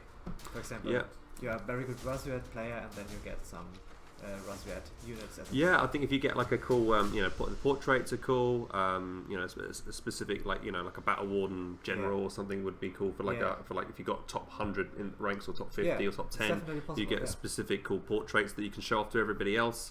Like it would be cool to have like if you had a chat system, an in-game chat lobby where everyone can talk to each other, like you have in most games. Yeah. And then next to your name, you might have your little portrait symbol, or you'd have like a specific thing or medal next to your name to indicate your rank, or like a badge or whatever, which would be cool because then people would also be like looking at that and saying, hey, this guy is this rank, so he's he knows what he's talking about exactly. So that's good. I mean, like it looks nice. I like the whole drop-down menu thing. That looks cool. The thing where it drops down like this. Campaign, the missions. So for missions, you could probably missions like I don't know. We're going to have like the campaign, which are the 3 factions and their missions. But we're also going to have we call them challenge maps. So like the Horde mode is one of these, like very special challenges with a lot of bonus goals and possibly very hard, both in co-op and in single player. And we're going to expand these as well. Like we're starting with, I think, 5 or 7 in total, and afterwards we're going to add more. I'm thinking of the title of missions for the UI. I'm more inclined to name it challenges, and then have just go, totally due to change. Yeah. So obviously you're gonna have a multiplayer drop down bit as well, which is gonna have such and such things. Yeah. Maybe a replay section as well to watch replays or casting as well. Yeah, fast access to streamers or for streamers. Yeah. So you've got the settings here. Obviously, this is going to be a bit more definitely detailed later on. But I like, I love the artwork is amazing. The graphic. Are you going to have a movable background? Yeah. It's going to be animated. Fully animated. Fully animated background. Maybe we have the idea that you can unlock different backgrounds or different mechs. For example, right now there's the, as you call them, sniper mech. Yep. Maybe you have the Gatling mech or the tank mech down there. You can unlock them, so you can personalize your screen. That's cool. I like that. Yeah, because then you could have your own like theme and stuff and everything. And then maybe also you could base it again, maybe on rank. If you want to move an achievement, you let's say you killed 10 tank mechs with your sniper mech, Yeah. you get a really unique and special kind of background that you can show off to everybody, or For something. example. Or a skin, like, you know, I always thought, like, you got when pilots in World War II, they shot down enemy planes, they would paint a little symbol on their aircraft to show how many things they killed. Maybe you could have little, I don't know how, there's quite a lot of detail, but you could have little markings on the vehicle, the mech itself, to show how many it's killed and how awesome of a unit it is. Yeah, there are a lot of possibilities. Someone in chat is saying no animated backgrounds that work at like 30 FPS. So got it. There's a friend joining. Hey, what's up, guy? Yeah, we know that. Definitely. We've got a monster here. Good. Invaded. But yeah, like don't. I don't think KingArt Games is going to do what Reddit did with the bad FPS with the main menu screens, because in code the main menu background screens were so bad that I mean they're good, but the FPS for them is like 5 or something. It's terrible. So as long as they're nice and smooth and they don't hurt the overall experience when you play in game, like they don't take up too much CPU usage, then I think a lot of people would find that nice little edit. It's a high priority that everything works smooth, that everything works clean. We don't want any interference with that, just for the sake of some customization. I just want to apologise, guys, if you are experiencing any frame drops. It is because the upload speed here isn't amazing, so apologies for that. Hopefully when I get the chance to play the alpha at home, I can show it off in better quality, because we're running right now at 3000 bits and 3000 bit rate and 30 FPS. So that's if it looks a bit, if the graphics look a little bit worse than what you've seen before, and that's why, because it's not in it's because the connection here isn't too good. But yeah, anything else you would like to talk about? Let me just have a think. So this is your experience bar, I would imagine. So the experience bar. So as this goes up, what are we expecting to gain from the experience bar going up? Well, this one will be like a global for every game. You get some experience. The better you play, the more you get, obviously. And we will have some of these rewards. Like I think of the first steps, obviously, like unlocking the missions. So like if you start new, you don't get anything right away, but that you can explore everything.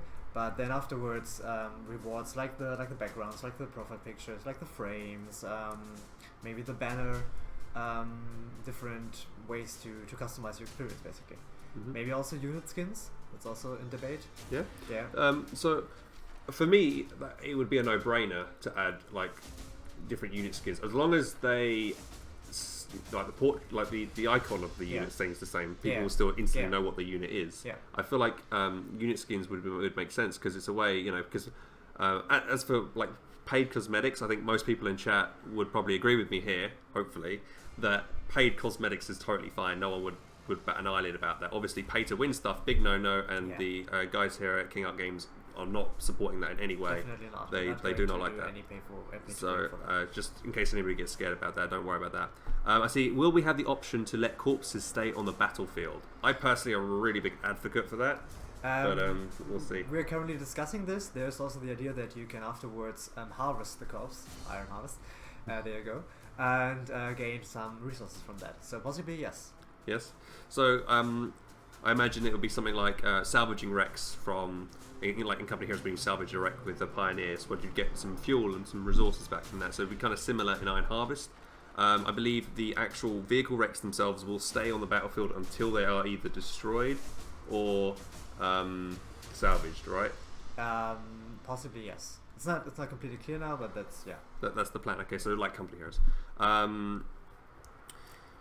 But as it is for infantry, like corpses of enemy soldiers. Yeah, right now these are not going to stay, because we think this would make too much of a mess, possibly, but we could test this out as well. Okay. So I think everything possible. I mean, I definitely would send out a survey to people and see how much do people want to see that kind of thing, because I know for myself and a lot of other people that persistent bodies is a really cool feature, because if you ever played Dawn of War 1, or if you've played recently Ancestors Legacy, you know that the persistent body thing just makes the battlefield look so much more intense and more, it feels like a more when you win, you can look and survey the battlefield. You think, oh my god, what has happened Yeah, here? okay, But I when see the point, yeah. and when units just despawn, it doesn't feel like their sacrifice might have been in vain or something. It's Yeah. like, oh, they were just a model or something. But so if you see actual bodies, I think it's kind of cool.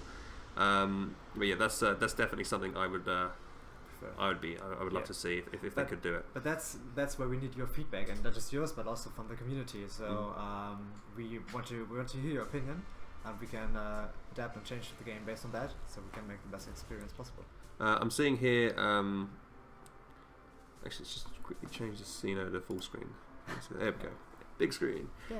Let's do that over here. Alright, so excuse me. So what were we talking about then? Abandoned mechanics. So in Company Heroes 2, Yeah. we have the mechanic where very small chance, but it does happen. Actually, quite common. It's actually quite common in a lot of games, but it's supposed to be a small chance where a vehicle, when it reaches a certain amount of health, it becomes abandoned, and an enemy or a friendly could recruit that and then use that unit. Okay. Are you considering doing something like that in Iron Harvest? You remember the weapon system, the big one, that you can then tear up and tear down with your crew. Yeah. This is basically the same idea. You can abandon them, like on purpose, and then the enemy can get them. But you can also do the same for the enemies, and the same thing might be possible for like structures, bunkers, buildings. Okay. But not mechs themselves, though. Not necessarily mechs, no. But now the mechs are just planned as units. Like they have a crew inside, but the crew is not like a playable thing. Mm-hmm. Right, cool.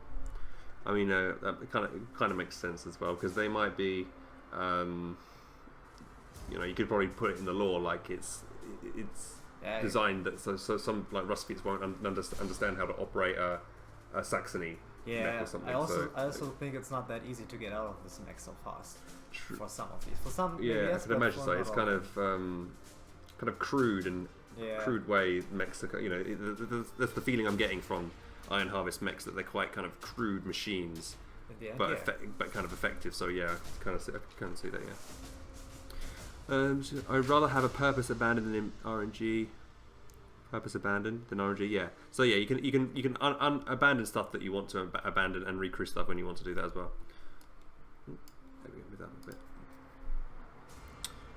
All this game needs is a wider variety of units and a unique units for different factions. Yeah, we're going to have 3 different factions from the start on, Yep. and 7 units that they all share, and 7 completely unique mechs for all the factions.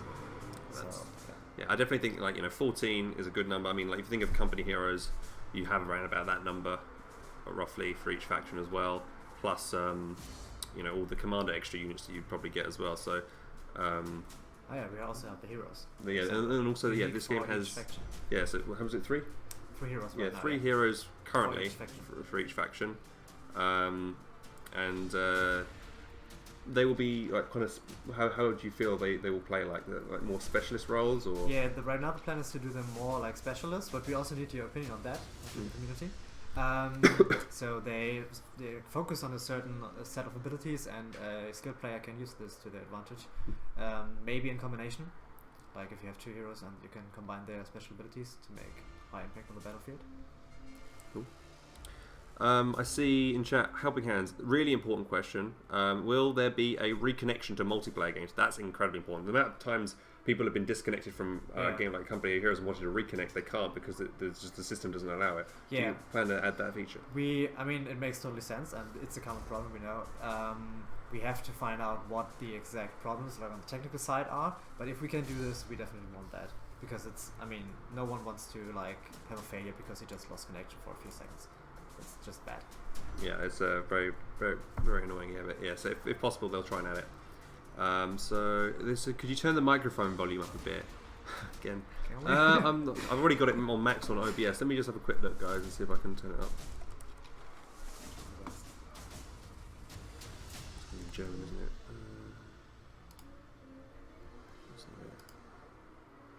Right, sound.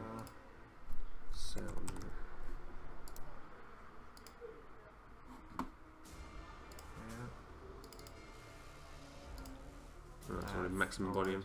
Oh. Yeah, sorry guys, the microphone is as loud as it's going to get, I think. Can't turn it up any more than that. Just turn your audio up on your end. It should be all right. Replays and observer mode.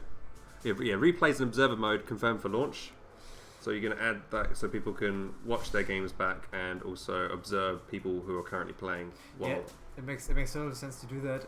It's basically the same as with the Reconnection thing. We have to check the technical issues, but yeah, there's definitely a reason for that, and we definitely want to try to implement that from the start on. Maybe later, if not from the start. Okay, yeah.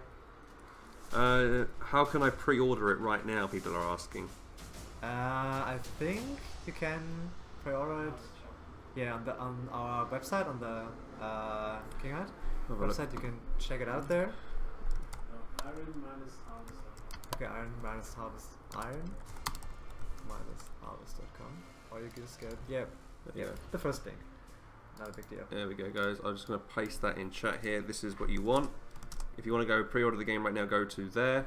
It is currently, the deluxe edition is €47 roughly, and standard edition is, how do I get the standard edition up? This one here. Oh, standard edition is $38.60. And for those of you who don't know, recently the Kickstarter for this game was incredibly successful. I think you hit your your top goal in the end of it. And so they're planning on adding 3 playable factions. Let's put this on the other screen. Try and bring this up actually on the screen. I'm going to have to display capture, but I'll just read it actually.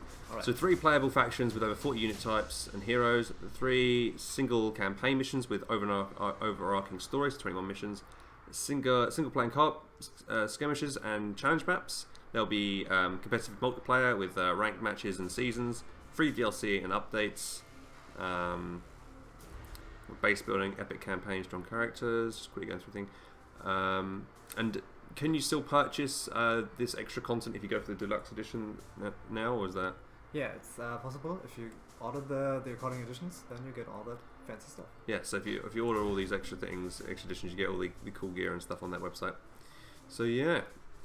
So again, the 3 factions are Saxony Empire, so that's kind of reminiscent of the Germans. You got the Poliana, Polish, and then Rusvia is Russian, obviously. Yeah.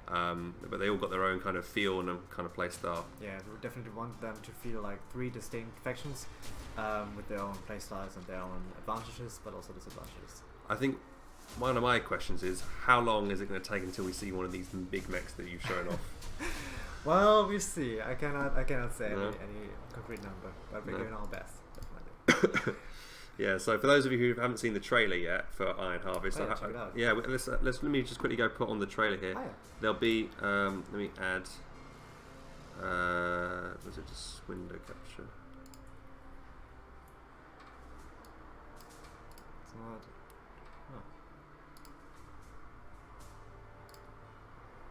No, it's not the one I want.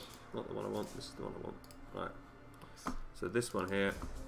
Let me just go and what's it called? The trailer. Trailer Iron Harvest.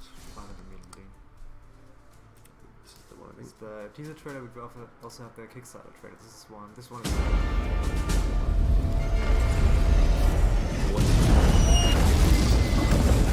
There you go. It's been 2 years since the Great War.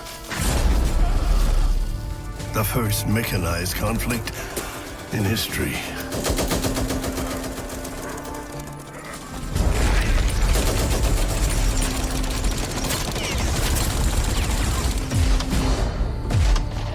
They called it the war to end all wars.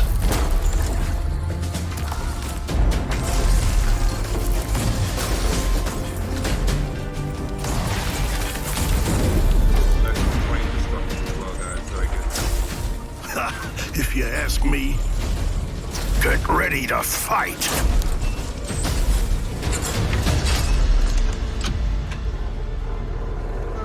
that was one of the trailers for the game. Oh, wait.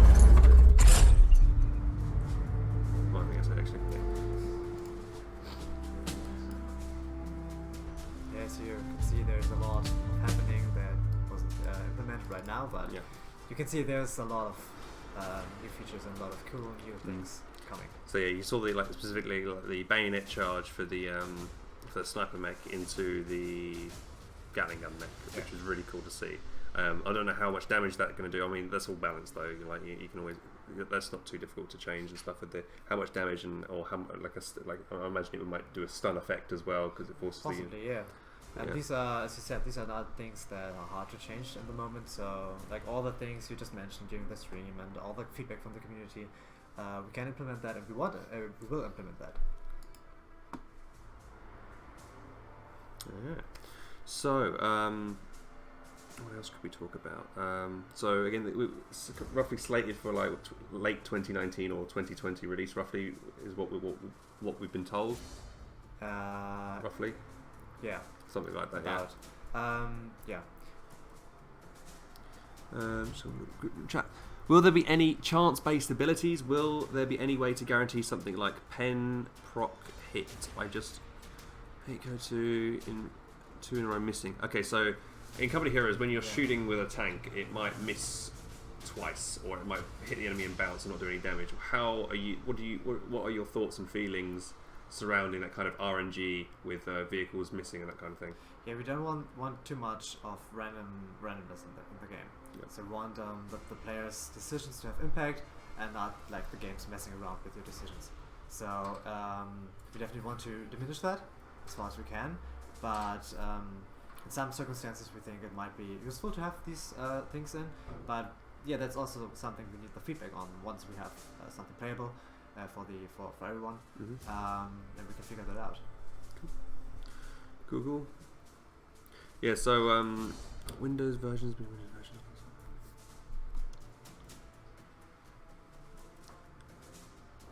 And this game will be available on Steam, you believe? Yeah. Yep. Yeah. So it'll be available on Steam once it's out, and we'll have at the moment there's an alpha version that we are available to everybody that's very pre-ordered very urgent. This right now was a very early alpha version, and we will have for the bakers, for the Kickstarter bakers, we'll have an alpha version ready. Okay. How soon? How soon? 3 weeks. In 3 weeks. There you go. Actually. 3 weeks, guys. You've got to wait 3 weeks until you can play what I've played, but probably a better version of what I've played today, right? So they'll have another. They're always updating. Trying to incorporate all your feedback. Like for example, FU has stated the sniper mech is way too overpowered right now. We're going to change that, obviously, and we're going to change a lot of things based on your feedback. That's very important on yours and on the community side. Cool. Another one. Will there be an in-game announcer that will announce every action in national language, unlike Code 2 where Germans and listen to some only English guy? So yeah, like an announcer saying point has been captured. No, I'm talking about no, because an individual unit would say point is captured. I'm talking about stuff like you've only got 250 VPs remaining. You now have access to tier 3 technology. That's like an announcer. Yeah, we're going to have announcers definitely, because you have to get the information. But if they will tell you all the things, is up to debate, but the most important definitely. And regarding the language, this is actually something we're also debating right now. Like if we want the Saxony to talk only in German and the Rosviet only in Russian, maybe we make it changeable. It's not decided yet, but definitely possible. Sweet. Yeah, and they've also said that in that game we didn't hear any unit quotes at the moment because they've not haven't recorded any yet, right? It's just not implemented. Yeah, it's just not implemented. So don't worry, guys. All the units will have audio. They have their own personalities and stuff, like in Warcraft 3 or KO or whatever. They'll have their own like unit commands and voices. So it'll add a lot more personality to the game when it comes out. Remember, this game's still got at least 2.5 years more of development to go. So a lot can happen. Yeah, a lot more can happen in that time. If you need some announcer, I'm ready to help. Thank you. And is there anything else you would like to share, guys, with the community? Any updates that you would like to say? Anything important? I think. Nothing in particular, actually. No? I think we covered everything, Yeah. and definitely. If you're interested, check out the Facebook page, check out Twitter, check out everything. The Kickstarter, if you want to, or the versions if you want to buy the game or pre-purchase it. And we're going to keep you up to date with development blogs. We need your feedback. We have a Discord running. You can chat with us there. We're trying to do the best RTS game right now, so we need the feedback, and we appreciate it a lot. It's their first major title I would say. Yeah, it's the first really big title. Yeah. Yeah. So I'd say that. let's give them all the help we can give them, guys, because I Appreciate think the game. Personally, I'm not just trying to sell out here, but I really enjoy the whole kind of mech, like steampunk mech kind of feel of the game, and it's kind of set in its own kind of little world. So it feels it feels like it's it's dominating its own little genre thing. So I like that very much, and hopefully I might. Will I get a chance to meet the artist behind the world? Is it Jacob? Yeah. I mean, I don't know. Right now, we could maybe. Not here in the office. He's not. Yeah, he's not in the office. He's in Poland. But I mean, maybe on conventions and stuff. Sweet. Possibly. Details. This came in questions compared to Code 2. What does this game copy or want to do different? Yeah, because obviously, Iron Harvest wants to be its own game. You don't want to straight out copy anything else. So how would you respond to that? Like, well, I mean, we take inspiration from Comedy of Heroes. That's not a big deal. But we definitely, as you said, we want to make our own game, and this is going to be our own game. First of all, I mean, the mechs are a huge thing, and with them come the whole destruction, explosion things. So right now it's not implemented, but we want mechs to like basically destroy the covers if they run over it. Heavy shots destroy basically everything. Like in the most optimal scenario, in the beginning of the map, in the beginning of the game, you have a map that is completely normal, and afterwards you have just a huge battlefield where everything is destroyed. And that adds also gameplay impact. So obviously you can't use cover anymore, and that will change your strategies. Yeah, this is, I think, one of the biggest points. Cool. I'd definitely say, from what I've experienced so far, guys, the terrain destruction is incredibly impressive, and the graphics are also very good. Like, you will see specific like individual bricks from a building collapse and stuff, and when you walk past it with a mech or crush into it, which is very cool. So the terrain destruction is very, very, very, very awesome. Yeah, and obviously, the mechs, like you say, because the company here has got no mechs like that. It's its own thing. So they're very different games, but with similar game mechanics, I would say. Yeah, but we have the chance to use the mechs to our advantage. To like, mechs are not tanks in its essence, obviously, and we try to incorporate that into the game to make differences. Indeed. Custom keybinds, yes, you said, definitely custom key. You'll be able to remap whatever you want, I believe. Yeah, we want you to play the game the way you want to. And someone says customization options for infantry and mechs. I would imagine that is something that you guys are thinking about, adding like obviously skins and stuff for infantry and units, as we was talking previously. Yeah. Exactly. Okay, just want to think anything else. How long have we been streaming for? We've done over 2 hours at the moment. Quite quick. Look. Yeah. So, a question: can you give examples of how the factions might play differently, infantry versus heavy? Yeah. So, how would Rusviet differ from Saxony? Okay, right now the concept is that the Saxony are a technology-based faction, so they are very technology advanced, and they might be more defensive. For example, that they build bunkers and more heavily armed mechs. For example, the Rusviet, we want to be more like the mass. So basically, they have a lot of units that are not that strong themselves, but in their mass they can do a lot of damage and be effective. And the Polonia are right now planned as more of a guerrilla army, basically. So it's more on agility, based more on hitting the right spots at the right time. Like a hit and run kind of faction. Kind of, yes. Okay. Exactly. So this is a stretch, but you could probably imagine something like the Night Elves from Warcraft 3, because they're kind of a hit and run. Yeah, like, kind of. What do we say? A glass cannon. I would imagine like that. That kind of thing. Maybe. So yeah, Soviets. There's just plenty. Russviets. There's plenty of them. There's a lot of things, and maybe make things quite cheaply, but there's a lot of them. And the Saxony, the Germans would have more technically superior stuff, but probably more expensive, I would imagine. Probably, yes. And so there you go. The difference. That sounds great to me. Why did the devs opt for a squad-based RTS versus a unit-based RTS? I feel like with the squad-based RTS games, RNG can play a more substantial role and can hurt the game's competitive potential. So with squads, obviously you've got 5 men in one squad, and a unit would just be a single man, like in StarCraft or something like that. I think that's what it means. The idea basically, that's a very good question actually, but the idea is that with squads you don't have to micromanage that much. We feel like in a lot of unit-based games there's too much micromanagement. I mean, you need a good amount, possibly, but we don't want that to overwhelm the players, especially for players who are not that much used to RTS playing. So the squad-based approach has more potential for us, we think, to adapt to that. Cool. Will there be more countries? What is based off World War I? I believe you're saying that there's possibility in the future for more we have the factions. possibility afterwards, maybe with 3 DLCs, to add more factions over the expansions.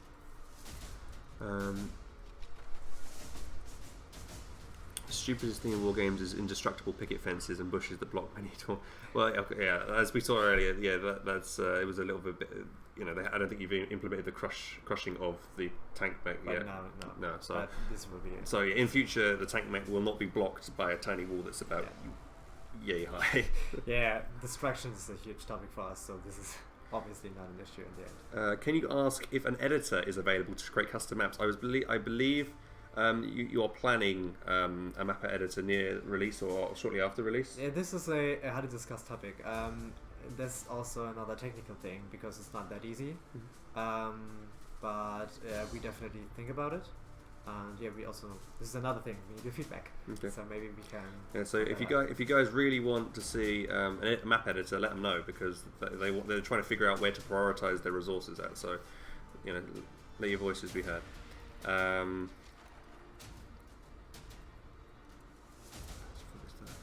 Question: is there much construction outside of your main base zones, or mostly defensive, offensive structures? So currently, there's only a couple, like 4 or so buildings you can build in your base, and the other buildings are still up for debate.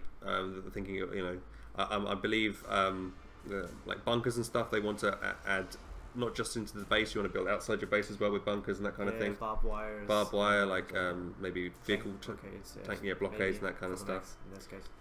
Hey, no, let's stay in.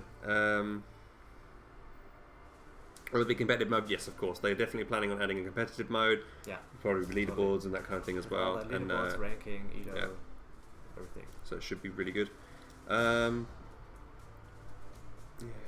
Cool, just like a similarity to go with the way the base. I mean, not just like most RTS games. If you think about like Warcraft 3, you could build wherever you wanted to with your base and move it. It depends on it's not exactly the same. There's lots of different things. Any sort of off-map support you can call in. So, as you probably know, Company Heroes, you can call in planes to strafe the target or drop off-map artillery. Are you thinking about doing something similar? Yeah, definitely for the campaign. This might be a solution for multiplayer and skirmishes. Maybe as a hero ability or something. A hero ability, okay. So it might be in there. Similarly, like how in Company Heroes 2 right now, you have got the Major, right, and he can do a recon plane over the head of the battlefield, or he can coordinate a little artillery strike. So something fairly similar to that is what you imagine. Different approaches. This one might be one, but also like, I mean, the simple solution is like calling some kind of reinforcement from the map based on the hero ability, but also like artillery strikes. Okay. Like what? Yeah. Another question: will there be a way for infantry to fend off a mech, like snares, critical hits? So yeah, will there be a bit like for core infantry? Will there be like soft counters? Is what we call that. We're planning to do like a hit system on the mechs, so that you can destroy the armor or pierce the armor easier from the rear. Will you add side armor as well, or is it just going to be the frontal will act as front and side? It's still in debate, but right now it's more like side armor, front armor, and rear. Okay. Yeah, so this might be one of the solutions, but also like special equipments. For example, the grenades or the gunners, because we don't have the system where a unit is just a unit, but we can adapt them to the situations if we have the equipment ready. Yeah, so if you guys were watching earlier, you saw that I could change a single Polyana infantryman into a grenadier by picking up a grenade package, or I could, if I saw the anti-tank weaponry, I could drop my grenades and then pick up the anti-tank weaponry. So there's a lot of utility in those units, which is quite nice. So they could become those different units.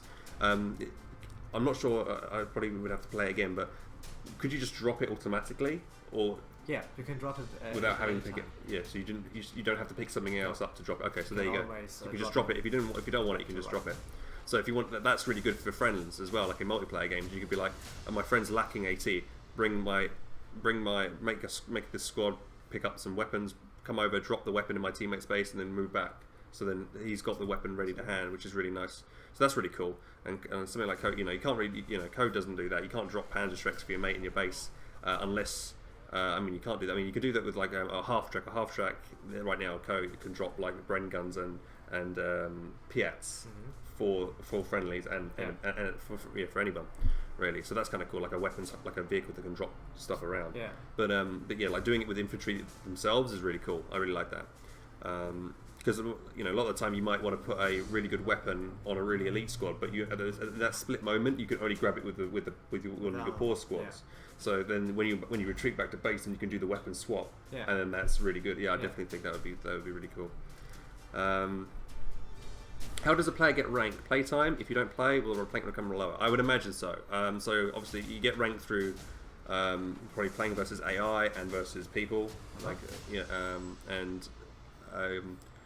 so when say people rank will come lower because again in Co, if you don't play for a certain time, your ELO starts to decay. Yeah, we're not sure right now which exact rating system we're going to use, Ilo or Glico or any of the others, but we are thinking about it. Might be a useful tool. Considering victory strikes. Oh well. So do you know what victory strikes are? Yeah. Yeah. So were you thinking of doing something similar? I mean, most people. For me personally, I could take it or leave those things. They're not amazing. I mean, they look cool for the first time you do it, but after that, it's just it makes taking the game end longer. Yeah. So I mean, let's ask chat. Chat, what do you guys think of victory strikes? Yeah. What do you think should be something you'd like to see in Iron Harvest, or is it something because I think I would rather than focus elsewhere, put their resources on other things rather than make victory strikes. Because once you've beaten your opponent, you've beaten your opponent. You don't want to just keep killing him. Yeah. And I think they probably could invest the resources in elsewhere. But victory strikes. I don't really care about victory strikes. It is a fun thing to. Yeah, it's great. It's a nice addition to the game, I guess. But I would, like I say, I would rather than for instance, focus on another building than focus on victory strikes, for instance. Yeah. So people say waste of time. What do you project the average game time to be at semi-competitive level? Well, we were discussing that earlier, and we said about 20 to 40 minutes is what I said. We're trying to get it in that time frame. Mm-hmm. How is the damage system? Can machine gun infantry kill big tanks? Well, that's all subject to balance changes and that kind of thing. So, as we saw earlier, like the enemy infantry was destroying my really heavy mech with just small arms fire. And that's probably like weapon profiles and that kind of thing will be. Yeah, it's based on the weapons, based on the squad itself, based on the type. But that's definitely subject to change, so we can balance that out. Okay. By the way, just let me know when you want me to stop. If you're happy for me. If I'm just keep going. No problem. How is the damage system? Can we ask that? Can be. Maybe be added as a paid victory. It says victory strikes can maybe be added as a paid feature. So obviously, like another cosmetic thing. So you can that sense. Yeah, we thought about the idea of having like a firework-ish celebration at the end of the match for the winner that you can customize. Maybe not. We'll see. Will there be actual tanks next to mechs? That's a good question.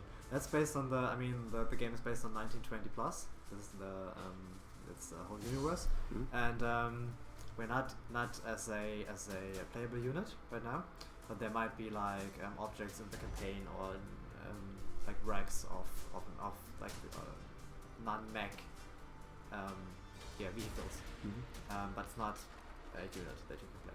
We're focusing on mechs.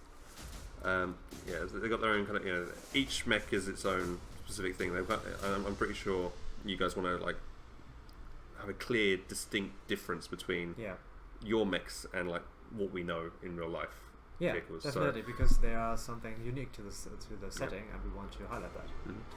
Totally. I see. Will faller mechs become cover for infantry? Yes, is the answer to that, right?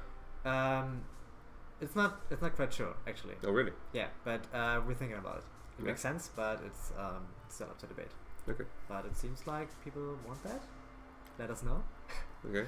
I think everybody in chat would probably be probably expect that to be Yeah. as a definite thing. Let's have a look. Is there a abandoned mech?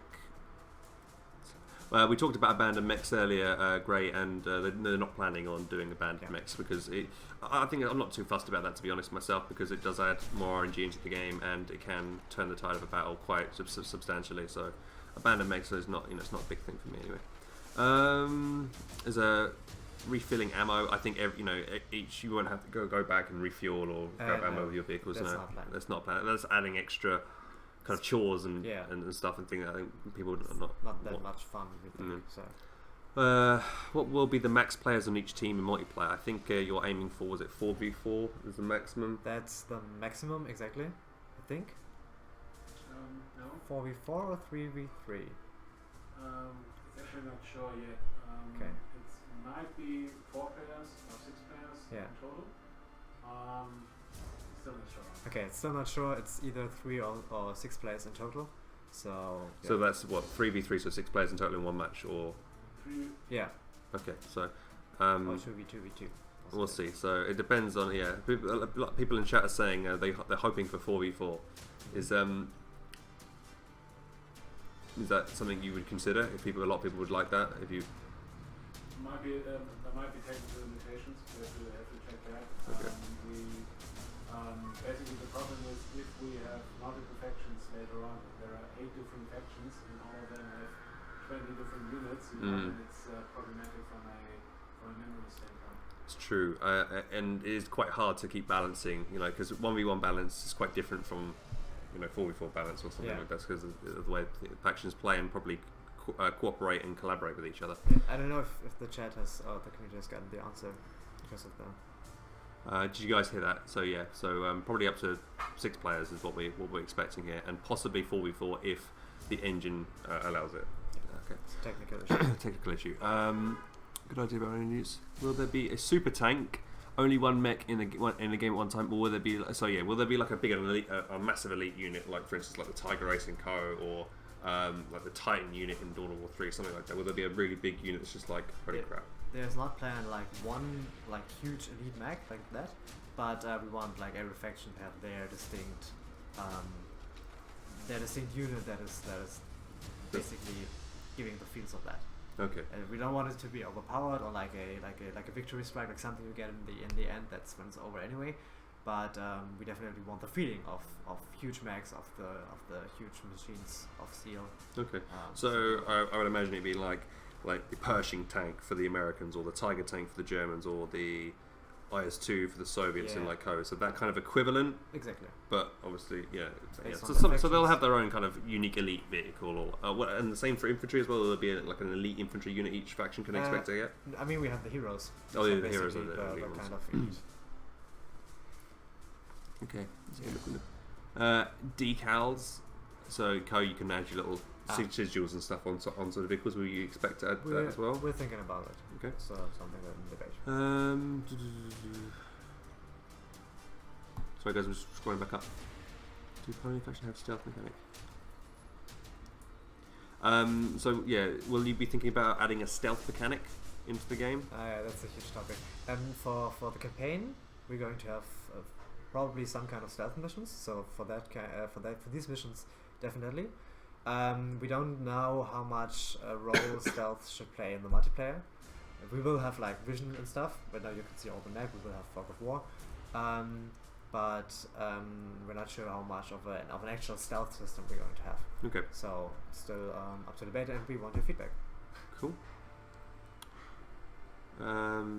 Will there be some artillery mechs? Looking for, yep. So there you go. There'll be For each faction.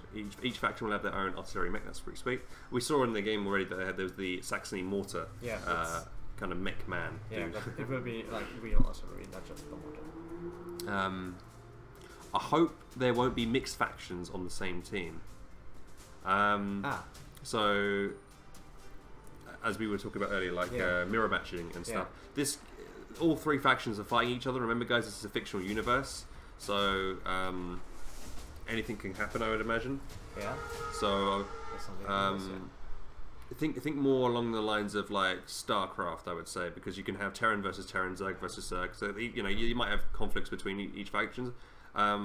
If this was actually based on proper history, like Company Heroes is, I would have a problem with it because it's not historically accurate. But this game is its own thing. So I personally I don't mind too much about that. And that, like we were saying, one person can then main Rusvia or one person can main Saxony, and then they would never have to switch a faction to play another faction because they could just main that faction all the time. So that would be fine. Hands game. Let's have a look. Will there be 6x6? No, 3v3. Up to 6 players. 6x6 matches are pretty crazy. That's pretty huge, yeah. Yeah, I don't think any RTS can do that apart from Total Warhammer, but that's different. What about unit cap? Is there one? So like population cap. We were having a discussion about that earlier. Yeah. We will have a population cap somehow, definitely. So you can't spam units. But how exactly it will work is still up to debate. We're thinking about coupling it with the victory points or making dedicated spots for it, but it's not sure. Yeah, so there's still talking about. I was discussing like how Co-1 and Co-2's territory points are different for population cap. And Co-1, the amount of territory controlled was indicative of how big your population cap was. And in Co-2 it didn't matter. You just had 100 population cap straight away. But in other games like Warcraft 3, you had to build the humans, you had to build farms and stuff to be able to increase your population cap. So yeah, they're still thinking about figuring that out. I mean, it's not a major issue to be honest, though, in my opinion. Who is the dude on the right? I'm the dude on the right. This is the dude. The dude on the right is called Max. Yeah. He's a developer at KingArt Games, working on Iron Harvest. If you did not know. Will tech buildings serve more purposes than just for making specific units? I think for upgrading as well. Yeah, probably. Abilities for upgrading and anything else you're thinking? I mean, the reinforcement is based on vicinity to the HQ, stuff like this. But mainly the production of units, but also like as you said, research. Cool. What is the maximum map size? So yeah, that's going to be like 3-3. You can imagine how big the maps are going to be. StarCraft 2 can do 6. Regarding super units, I hope there will be only one unit because I don't like StarCraft when you can mass spam. Yeah. I wouldn't imagine so you can't you only got one of that unit. You couldn't make multiple of that. I would imagine as well because it would be population. It would be a huge population, so you wouldn't be able to keep making too many of them. Yeah, this is the point where the population cap might be very useful to prevent that. Will there be upgrades on mech tank units? Yes, I would imagine so. So you could probably, for instance, the new Spider mech tank. Maybe there might be an upgrade for armored skirts on it to increase its armor or something. It's something we're thinking about. It's not sure yet, but we Yeah. definitely have the veterancy system. So if you level up, then you might get upgrades. Yeah. So if you look at what Company Heroes 2 or Company Heroes 1, when a vehicle would, for instance, a Panzer IV, once it got to Veterancy 2, it was equipped visually with armored skirts on the side, so that increases its health. So that was cool. Any cavalry units? I think there are. There was a in the trailer. I think I saw a cavalry unit. Yeah. So how's that going to work with rifles and guns and stuff? And well, I mean, it's not that much of a big deal. I think actually, in the end, it's a very fast unit, obviously due to the force, and but otherwise, it's working just as an infantry unit. It can't take cover, for example. That's a problem. But otherwise, yeah. Yeah. So would they? Here's a question I have. Is melee a focus as well as range combat? It's not that much of a focus, but we will have melee combat in the game. Yep. So we're currently still figuring out how to do it exactly. But for example, the idea of like getting other units involved into melee so they cannot use the ranged weapons, using that as a tactical advantage. We might also have or certain mechs or certain units just melee. So just melee. That's cool because I was seen some interesting mechs in the design that Yeah. I probably can't talk about, but yeah, they look very cool. I don't want to spoil anything right now. When people are dropping from the game and playing comp, are they resolving? Wait, what? When are people dropping the game? I would imagine, yeah, they would. If people are purposely probably trying to exploit or stuff, I'm pretty sure the devs would be on that and ban people that try and cheat and everything like that. So I wouldn't worry about that. Mechs. Oh yeah, mechs on horizon, fixed bayonets. I agree the veteran system is better to upgrade a unit than upgrading baseline stake StarCraft. Yeah, I think the veteran system is definitely really nice because it rewards people for conserving their unit and keeping it alive very well, compared to just doing it as just a standard upgrade in base, where it's just like your 1-1s, your 2-2s, your 3-3s, or whatever for StarCraft, right, in your armor bay, wherever the engineering bay I think you've got. And I was saying that also, a visual upgrade. If you're thinking back like it, if anyone here played Ancestors Legacy recently, you'll know that if you upgrade that unit, you'll have the portrait will change from bronze to silver to gold, depending on their level of armor. They'll have the physical appearance of that armor as well when they upgrade, and also, like I said, the portrait has a specific UI color difference, so you know exactly what kind of unit that is. And there's a number there as well to indicate the level of veterancy they have as well. So it's not just the veterancy, their appearance as well is a good one. I personally think anyway, for showing how cool a unit is and or how veteran it might be. Yeah, that's the point. I mean, we want not just the unit to be stronger, but also to look cooler. And you need to know which unit is your veteran unit at first glance. So that's definitely possible.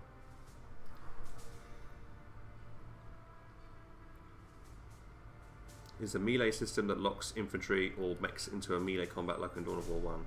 It's an idea. We consider that, but it's not set now.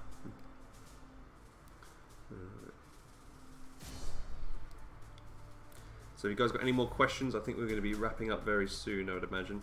So, if you've got any more questions, feel free to ask them now.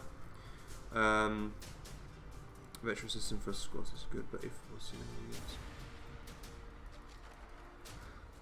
will there be army customization like Warhammer 40k Dawn of War, just cosmetics, fancy banners?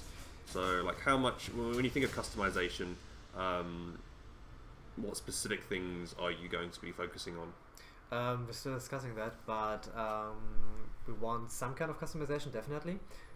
So one idea is that, as I said, like as a reward for achievements or as a reward for progressing through the game or through the ranks, that you get certain skins or certain your color variations of your mechs or of your buildings or of your eye elements. So we definitely want some kind of customization. That's important for us. Hey Electrov, how you doing, buddy? No worries, man. You can always catch up. If anyone has caught the stream right near the end right now, you can always go back on the VOD and watch it back if you're curious, because we've probably played about an hour and a half of Iron Harvest today on stream. So if you want to check out any of those footage, it's the first time any of you probably will ever see the actual tank. Tank mech that's brand new in combat. I mean, how much time do we have? I think. How much time do we have? So It's this week. Really? Sure. Okay. I thought you still wanted to go through all the questions on the thing at some point. I mean, maybe, I don't know, 10 minutes, 15 minutes. Okay. Well, before we go then, I think we'll do a quick last look at the new mech. I think that'd be kind of cool. People would like to see that. Sure. If you have any more questions, you can always reach us on our Discord or write us on Facebook. Yeah. We'll get a bit closer now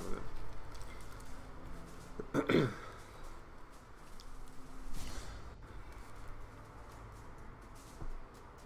Will there be army customization in pre-patch to create an army that fits you better? Because we were talking about this earlier, that in a pre-loading screen that you can see what your opponent probably might bring to the table, and then you can mix and match and that kind of thing. Yeah, we have the idea of letting the players decide which starting units they have, but that's not just the starting units, but also like reinforcements if you advance through the game.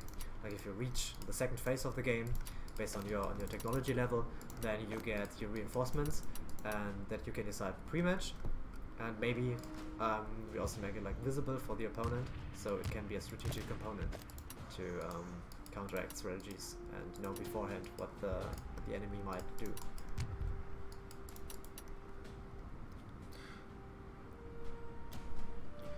Would I be able to put barbed wire, mines, sandbags, and other junk On the battlefield. on the battlefield? Yeah, definitely. We are planning to have some. We're planning to have the engineers of the game to be able to build barbed wires, maybe trenches, sandbags, maybe mines, so you can use that to your advantage. So right now we're building our workshop up for those who've just joined in. This is going to be producing my mechs. So we're going to try and get the tank mech out first to show you guys what it's all about. Hopefully I've got enough resources for it.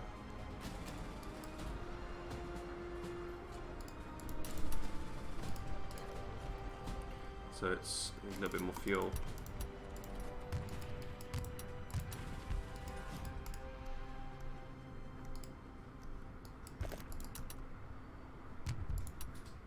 Yeah, someone's asking about the fog of war.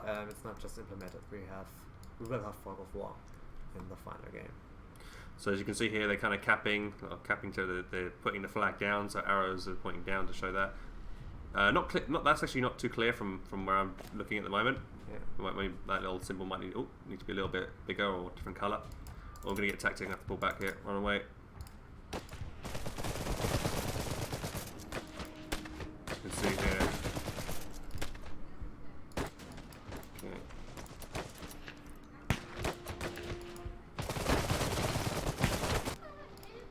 Right, get the tank mech out.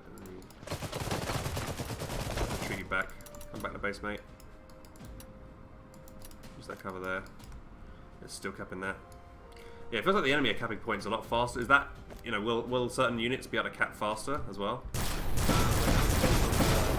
Number of units. So if you have a squad of less units, it's capturing the point less fast. But that's also something that. Okay, so here's the spider tank, as it were. Let's get a nice little angle shot there. Is there a button to turn off the UI, by the way, just so you can have a really good screenshot? Is that a Which one? Ooh, yeah, good question actually. Used to be H button.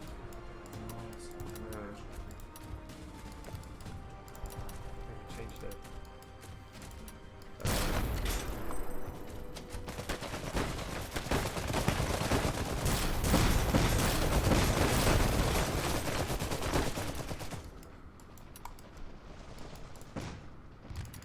Oh, they can't reinforce, can they? Because they need that. Tank.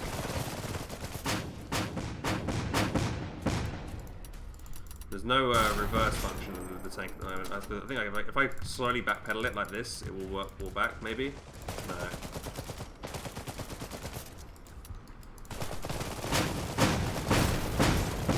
It's very vulnerable though. I mean, like this sniper, this needs to be buffed a lot more than it currently is.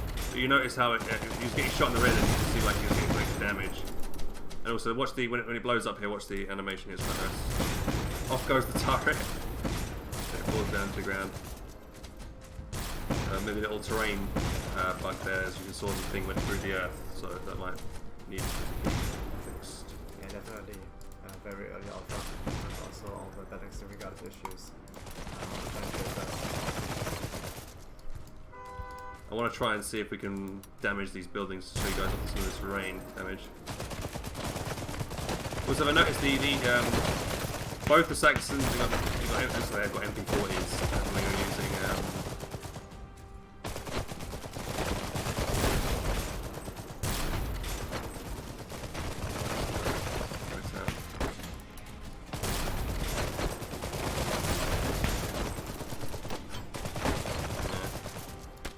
these guys actually firing.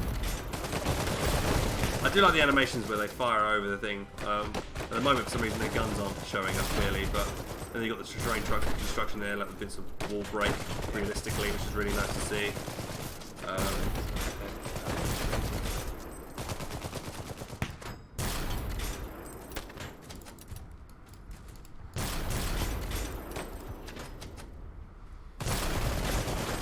also noticed that. Back of that's burning.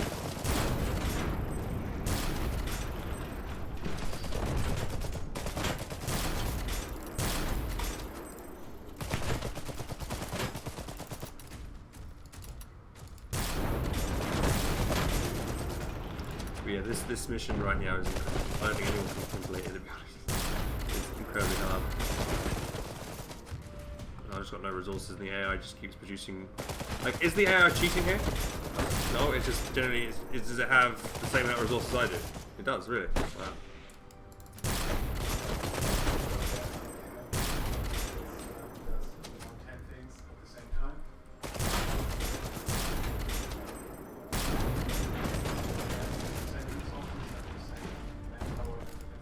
Okay.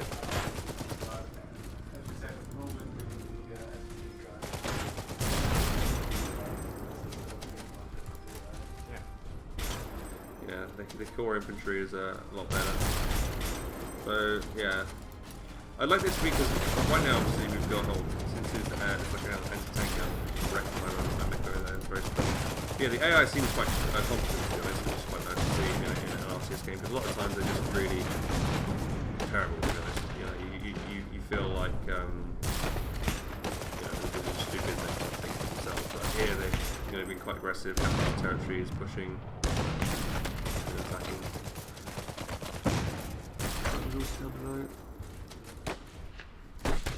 Is the AI cheating? Well, Doc, D-Doc, they do.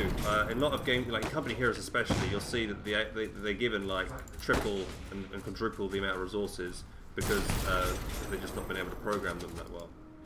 But as you can see here, we are, and also the tank mech that we built at the start is not that strong, as you saw. It gets like shot 4 times in a row. And again, apologies if the stream is dropping any frames, guys. The connection isn't too good. But you can see here, it's just we've definitely lost this game.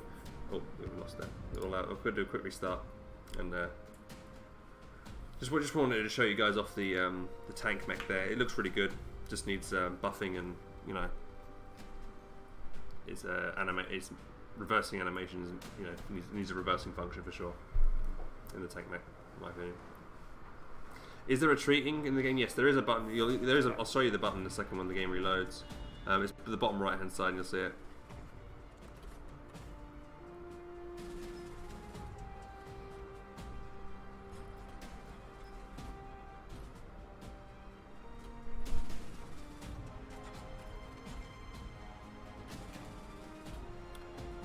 So you click on, we click on the unit here, and you can see over here, retreat.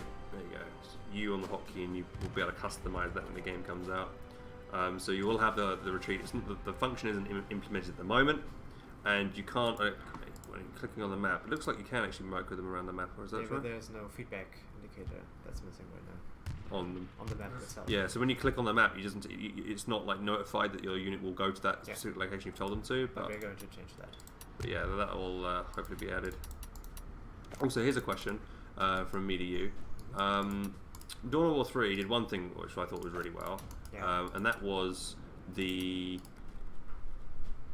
alert system for your teammates. You could tell your teammate there's enemies over here, to be cautious, to watch out, and I think they did it very well. In Company Heroes 1, they did it quite well as well. They had attack here, defend here, and capture here. Company Heroes 2, for some unknown reason, they just had alert here, and that was it. Only just ping.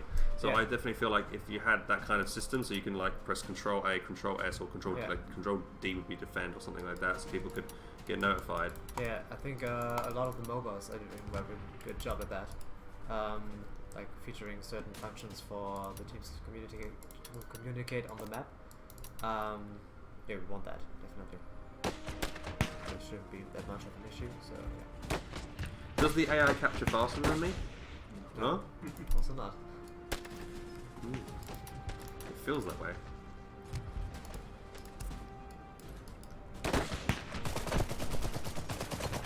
Yeah, I feel like the SMGs do quite well from far away. I feel like they should be a really close range weapon, like you should on top of me. I mean here, should be an even fight, because it's kind of not too far away. But like, if I was behind this cover and the AI was behind this cover, I would expect to win, because I've got the rifles and I've got more pinpoint accuracy rather than SMGs kind of spray and pray kind of thing.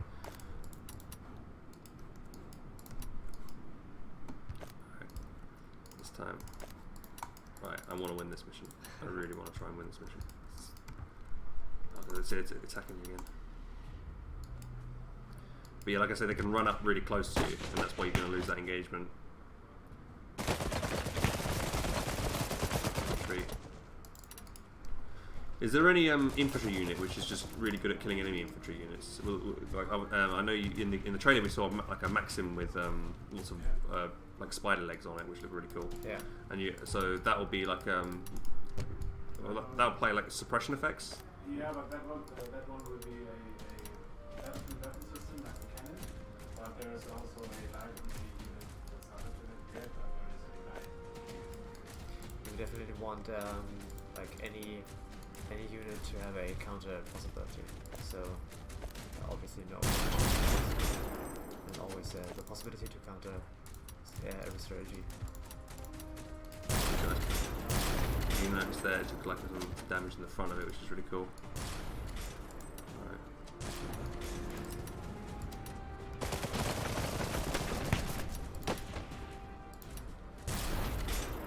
Still giving me mech, hooray. Repair.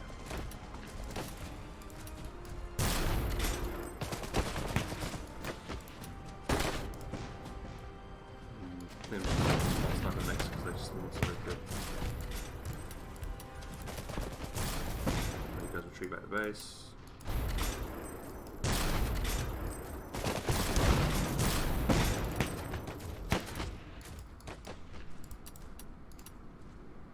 Can I lob a grenade literally in front of my feet?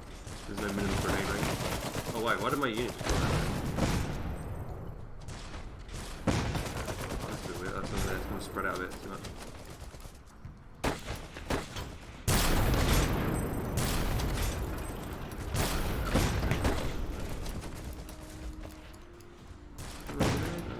So the thing is, the grenade blows up. Your unit already dies before the grenade's actually blown up, I think. It's a bit... I've noticed that a few times.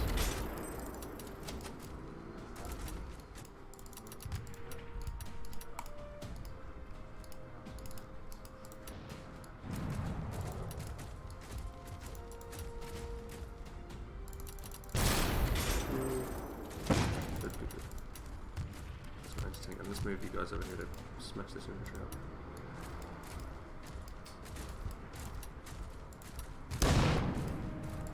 Alright, pull back. Kill. Let's go over here.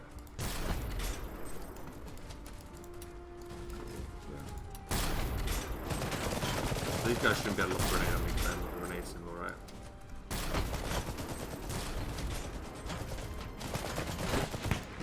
Also, is my opponent... I'm not neutralizing their flag, am I? Oh, God.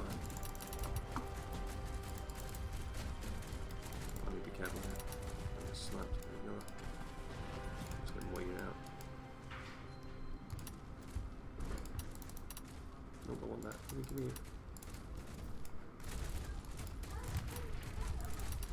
I've got to watch out for this anti-tank gun. It's a really annoying spot. So the enemy's got more mechs than I do. Has he got more resource points? A little bit more, I think. There we go. Let's try and use this mortar guy again. There's some stuff there, scrap that.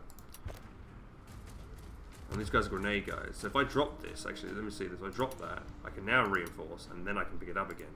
So I don't need my barracks. That's the way around it. That's true. There you go, do that.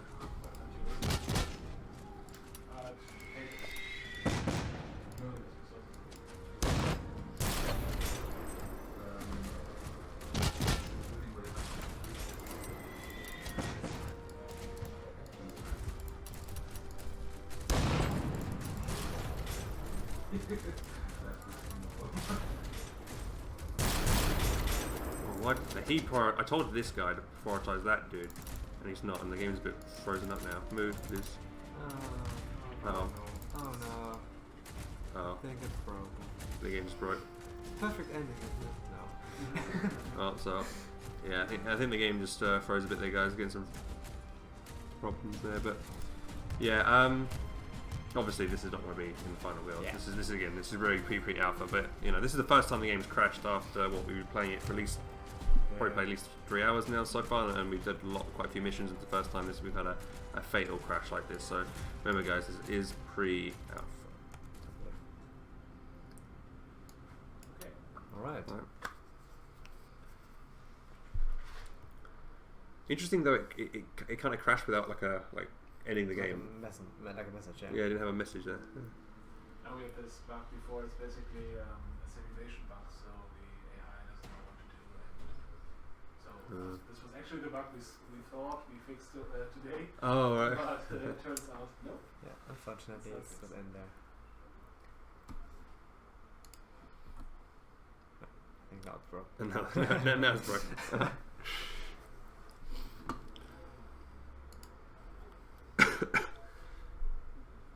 Kotu had more crashes just after playing 3 games in a row. That's true. Company Heroes 2 is still like, even after 6 years, this game's Company Heroes 2 still crashes. I have to restart my game every time I play a match because it will crash on load. Oh. And I don't know why they've never fixed it, but they haven't. So let's hope, fingers crossed, that nothing like that is going to happen when Iron Harvest comes out. Best. Yeah. Other devs with it? Yeah, I'm sitting with Max here, Jan as well, and Phil, and Dominic. Gosh. So I'm very bad at remembering names. Can some use? Yeah, they are going to add in garrisons, I believe. So you can garrison houses at some point as well, guys. That is a intended feature. Yeah. And what else?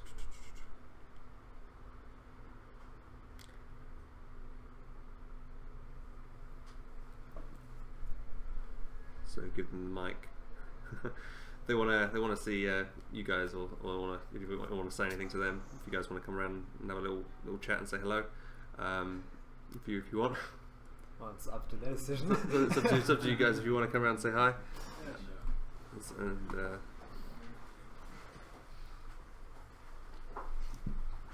so if you just want to introduce yourselves to the stream.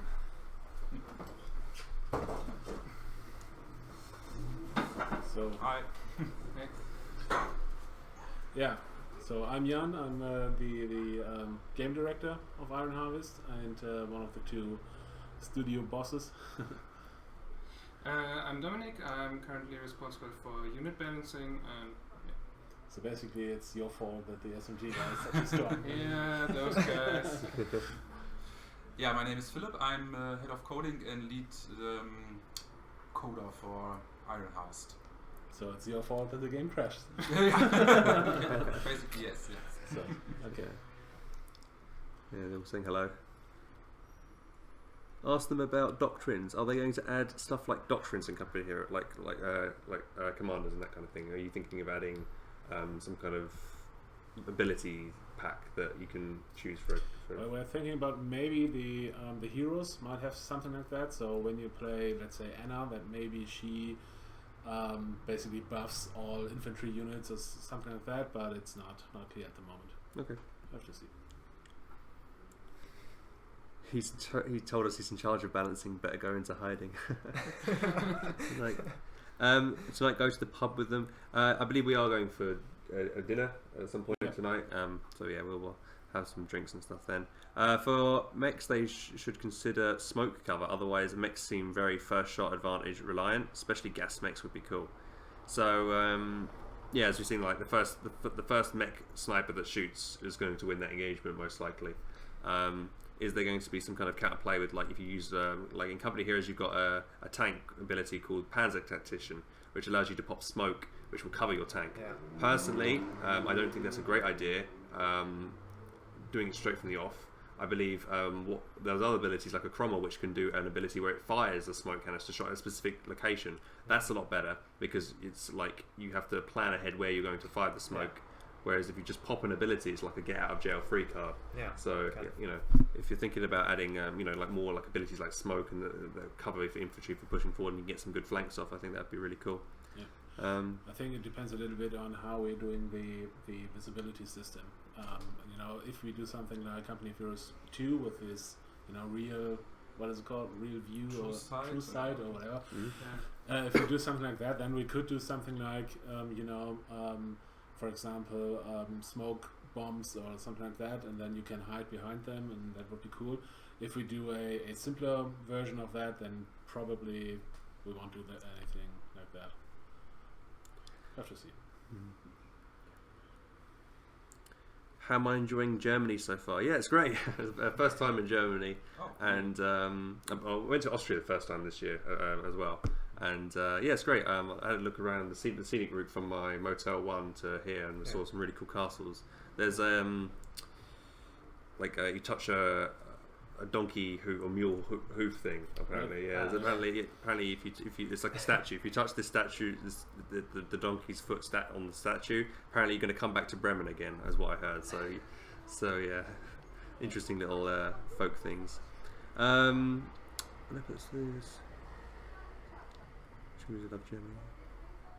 Armor system or health only on units. So yeah, will you have an armor system, or will units just have a health bar? There's an armor system implemented right now already, but we're basically distinguishing between light and medium and heavy armor.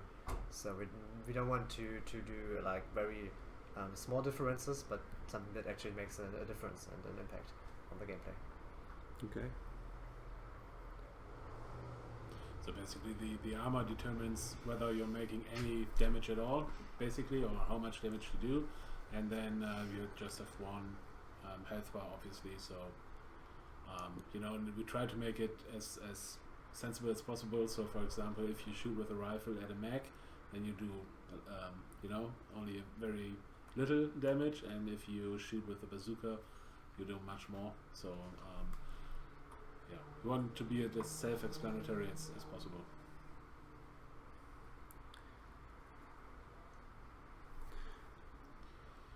Yeah. So maybe we'll return to work. Yeah. So yeah, should we end the stream now, guys? Yeah. So yeah, guys, thank you all for watching. I hope you enjoyed the stream today. I plan to stream the alpha when I get a chance to from my house at home, and give you guys some more good feedback there. So, but from us at the KingArt Studios, it's goodbye. But thank you for watching, and hopefully we'll show you some more content next time. Cool. See you guys. Bye. Bye.